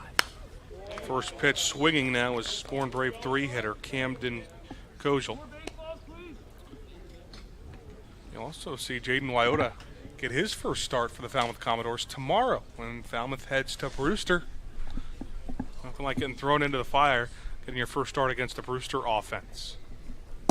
0-1 pitch, just below the knees for ball one. And again, we'll talk obviously more about Waiwoda tomorrow at Stony Brook Field when it's Whitecaps and Commodores, but it's back-to-back nights where you take guys who've been bullpen pieces for the Commodores, revert them to their starter role that they had at the non-Power 5 level between Connor Lynn and Jaden Waiwoda. Lynn made his first start on Cape Cod today, and Waiwoda will do the same, the Holy Cross product, tomorrow night. 1-1 punched foul, puts Schultz ahead in the count. So far for him today, he's completed an inning and a third. That last eighth was his first full inning. He struck out batters number 2 and 3 of a 1-2-3. The first out was just a ground out back to him. So an inning and a third with a couple of strikeouts, no earned, no hits on him. 1-2 punched into center, initially going back, and now coming up is Morales, who makes out number 1. Hasn't seen a ton of time in center field this summer. It's a reminder that this broadcast is a copyrighted production of the Cape Cod Baseball League. Any unauthorized duplication, retransmission, or other use is strictly prohibited. Schultz gets his first look at Kahio Aloy. He sees back-to-back Arkansas guys. And talked about it with Holcomb. Now Schultz is 2 for 2 against his teammates from Vanderbilt, getting Kozel transferring from Vanderbilt, Arkansas. And Kahio Aloy just having a day so far. See, there are 3 for 3 singles. He's responsible for 3 of the 6 runs batted in today for Bourne. Out of this count, and oh my goodness, swung for the FCTV building on that pitch. Great pull on Dylan. I was trying to think in what center field. It really took me a minute. Now that would be more like you'd have to do the opposite way, further down right field. We were talking 1,500 feet, 2,000 feet, maybe. 1-1 check swing, just didn't go.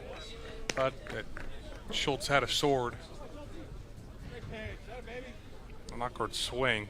It's just the only strike on the count. Now Aloy's ahead 2-1 on his 3 for 3 day. He's reached 4 times with a walk his first time up.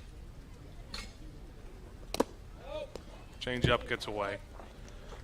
Aloy's RBI's 7, 8, and 9 on the season. He's still looking for double digits. He's hit in the top part of the lineup. Not a ton of RBIs for how well he's hit overall, though. One of the later additions to this Bourne team this summer. He's busy playing on the College World Series. Yeah. 3-1, right down the middle. We've run full. Boy, when Jacob Schultz brings that curveball out, there's just not much a hitter can do.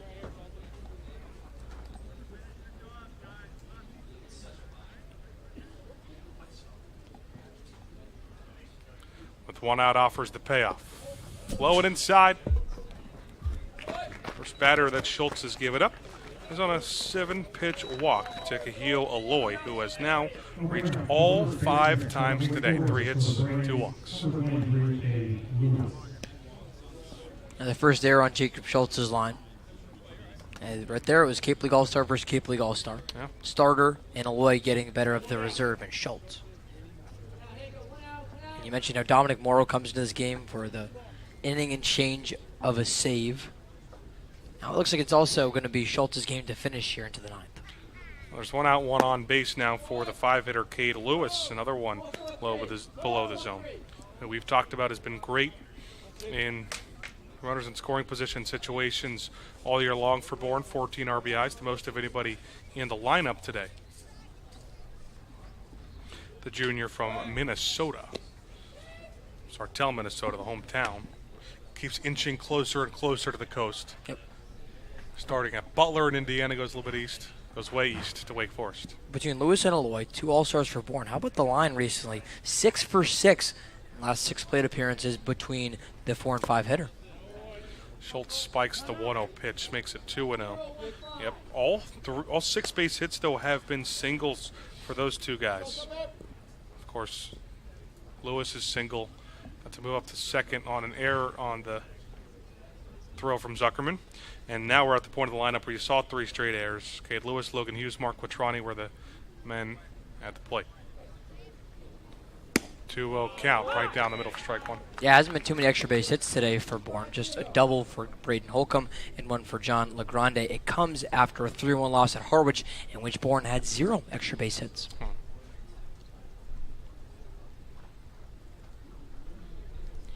Lewis still in the driver's seat. Way behind that fastball, actually gets a piece. Nice job by Harrison to hang on. Now we talk about Falmouth losing 2 straight. Bourne's trying to get off their schneid. They've lost 3 straight Friday through Sunday.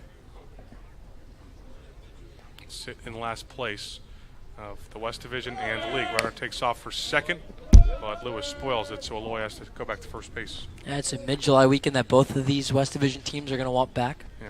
And we mentioned, though, how close this West Division is. It's the Bourne Braves at the bottom of that division with a league-low 19 points, but that's only 2 games back of the 23-point Falmouth Commodores. Of course, they're playing tonight. It could be a big 2-point swing for Bourne if they can hold on here in the 9th. Well, the Hyannis Harbor Hawks do trail by 2 to the YD Red Sox in the bottom of the 9th inning. It's their last hope. Runner on third with 1 out in that game. 2-2 just off the plate. We've run full here. And the Cotuit Kettleers have a 2-2 tie. So by the end of the night, Ryan, you could be talking about a Cotuit Kettleers team in first place of this West Division. Actually, Wareham with win number 12 up there in that discussion as well. Wave and a miss of the full count pitch. Jacob Schultz with strikeout number 3 on the evening.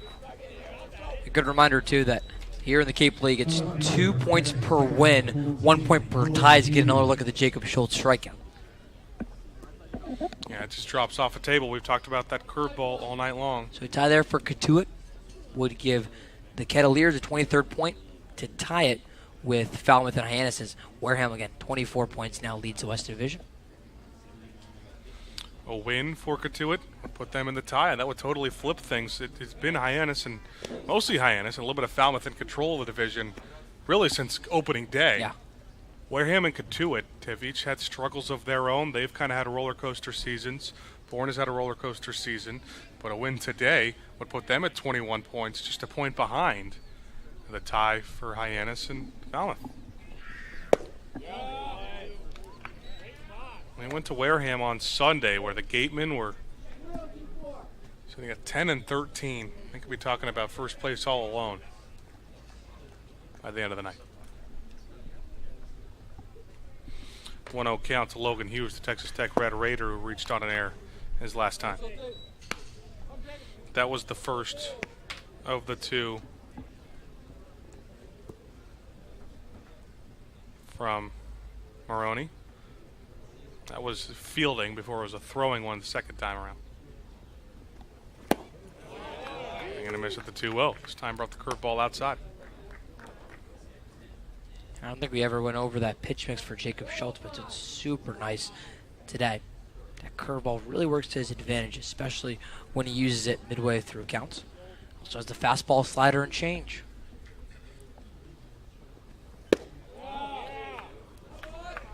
Schultz keeps inching outside and will now put Hughes up 3-1. And again, another conversation between home plate umpire Justin Sims and the Falmouth dugout. I don't know if they've been issued an official warning yet. If my ears aren't deceiving me, it was just a please stop that last time. Screamer. Kent Schmidt picks it off the body and steps on first. Commodores need 3 with 3 outs to work with once we get to the bottom of the 9th to avoid a 3-game losing streak on Cape League TV. Hi, my name is Matt Burgess, General Manager here at Falmouth Country Club. We have a unique 27-hole public golf course with a beautiful layout that is family-oriented. Kids play free here at Falmouth Country Club. Getting on the course is quick and easy with our app. You can book tee times, get yardages with GPS, use our interactive scorecard, track your stats, and receive exclusive in-app offers. Falmouth Country Club is a true Cape Cod classic and a local family favorite. See you on the course.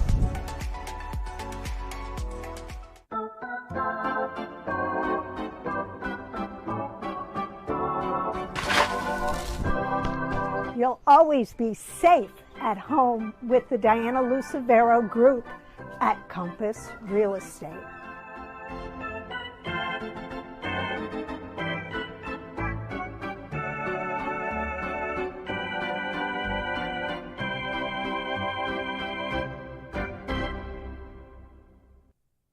Hi, I'm Jim Murray, owner of Falmouth's historic clam shack, now Jim's Clam Shack. Located on scenic Falmouth Harbor, Jim's Clam Shack is a destination for the best seafood and sunsets on the Cape. We're open 7 days a week, so stop by for lunch.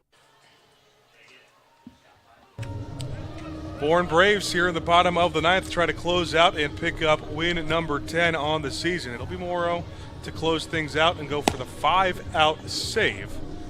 We'll see 8-9-1 in the Falmouth Commodores lineup to try to at least tie this game up and keep things going. It's a 6-3 Braves lead at Gov Fuller Field. Ben Haller alongside Ryan Martin. We've been with you all night long as Bourne tries to close it out. Ashton Wilson in just his second plate appearance will come up to hit.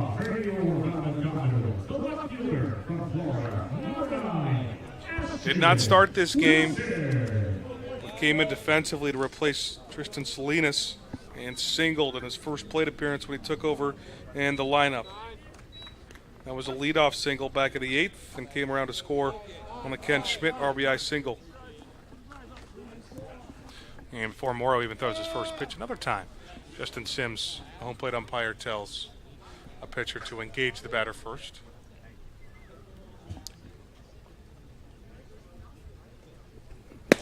First pitch of the inning. Wilson went after it. Fastball a bit high and outside. Came up empty. Wilson just a hair over 20 plate appearances now for Falmouth. And that breakout game at Katuitt on Friday. He had his first home run in a Commodores uniform. Man, oh man, he tried to hit one of the FCTV bill. You're going to go back-to-back on that? You could say to Old Silver Beach. You could think of other things. There's a golf simulator out there right next to the FCTV. Sure. That'll work. Yeah, that'll do it. Say all the way to Smitty's Ice Cream. And a pitch clock violation on Ashton Wilson. That's going to sit him down on just 2 pitches. Didn't step back in the box in time. And that is a brutal way to get your first out trying to tie a game. That's always the debate we've had. We go to our scorebooks. Is that a forwards or backwards K for Wilson? Baseball in 2025, right? And the joke is always, well, he wasn't looking. That's the whole point he got struck out. So that's the most Andrew Delapiano reason I've ever heard. I think it was him who said that the first time. Chris Dustrom now with 1 out, nobody on base. Right down the middle, strike 1. Here, Andrew, tomorrow alongside myself at Brewster. Just a radio broadcast. Thor's on the radio on Cape League TV. It's a 5 o'clock first pitch. An hour up from most because of the no lights. White House Field. Swinging strike 2. And all Commodores batters have gone after fastballs in this inning from Mora. It's a really good Brewster team that we'll see tomorrow. Commodores have yet to pick up a win against the Whitecaps. They also have yet to lose against the Braves. That could change in just 2 outs. Hard grounder right back at Dominic Mora. Bobbles it, throws to first and almost to the bullpen. Rounding second, Newstrom stop there. And E1 on Dominic Mora. And you often see in baseball these pitchers have tough times making those throws over, and there's going to be party to come check on Dominic Moore to see if he's okay after he was hit with that ball. See the hard contact upper chest area. Eventually picked it up and threw it, but now a conversation between his trainer. He's looking at his forearm on his right hand, which is his throwing arm. Hey, of course, you get hit in the hand, plus the errant throw is always reason for concern. He'll have a couple of practice pitches now with his battering mate, Gavin Kelly. There's a hard grounder by Chris Newstrom, went off the bat at 93 miles an hour directly to the pitcher, Morrow. Threw 1 pitch, told his crew to go away as he is ready to see at the top of the lineup. And Antonio Morales in a runner at scoring position, game-tying run now on deck for the Commodores. Not a lot of better options at the plate if you're a Falmouth fan than Antonio Morales. They have an off day for Morales so far. He's 0 for 3 while being hit by a pitch and then part of the 6-4-3 double play in the third. He's been colder as of late. The 275 batting average, it's down from hitting over 300 for much of the season.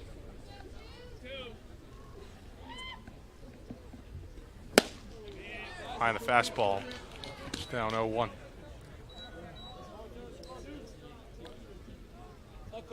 Has not been awesome with runners in scoring position this season, though. Still just the 4 RBIs, and he's hitting first and second for the vast majority of this season. So doesn't get a ton of those opportunities, but when he has seldomly came up successful, even 1-1 count. It'll be a Maryland Terrapin next year, where they had one player drafted in the Major League Baseball draft, Kyle McCoy, going to my Cincinnati Reds. I'll say your Kyle McCoy going to my Cincinnati Reds. My Kyle Maryland McCoy to is a Maryland Cincinnati. too. Sure, sure. Friday guy for Maryland for the past couple of seasons. It's really been one of the better arms. It's a Maryland team overall that loves to use guys in different positions. Antonio Morales would be a great tool for Matt Swope and company in College Park. 2-1. Morales gets a lot of it. It's sent into deep right. Logan Hughes, though, has got a beat on it, and he'll make the play. Newstrom tags up to third, and he'll get there. But Commodores down to their last out on a fly out from Morales. He'll obviously rather take Morales getting on base somehow than the sacrifice to move Newstrom up to third in this 3-run game. You get to Carl Schmidt now at the second spot in the order before Ken Schmidt, Bear Harrison, Ryan Zuckerman. If they can get on, those are the pieces in this Falmouth 9 today that have really gotten the production going as the 3 runs for Falmouth. Carl Schmidt has an RBI single in the 7th inning. Game-tying run still on deck in the form of Ken Schmidt. One fouled off behind the Falmouth dugout. The Commodores do not have a walk-off win this season. They're still looking for number 1 of the summer. They'll only have 15 attempts after tonight to do so, as this is game number 25 getting wrapped up. And then, of course, if they make the playoffs. Well, of course, you got to add in the fact that not all 15 of those games are played at Gulf Fuller Field. You gave me a weird look. It took me a second, and I understand it now. Pitch left outside. Your point being there that we're a long way through the season. Yes. And so we're all too. a long You way understand through the what a season, look like right. that means. Dominic Moore, though, a long way through the season, only his 3rd appearance. He is just an out away from picking up his first save on the summer.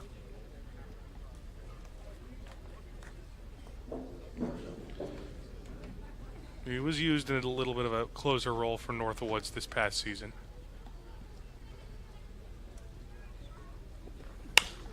And this could do it. Pop up shallow right. Kojal going to take it himself for out number 3.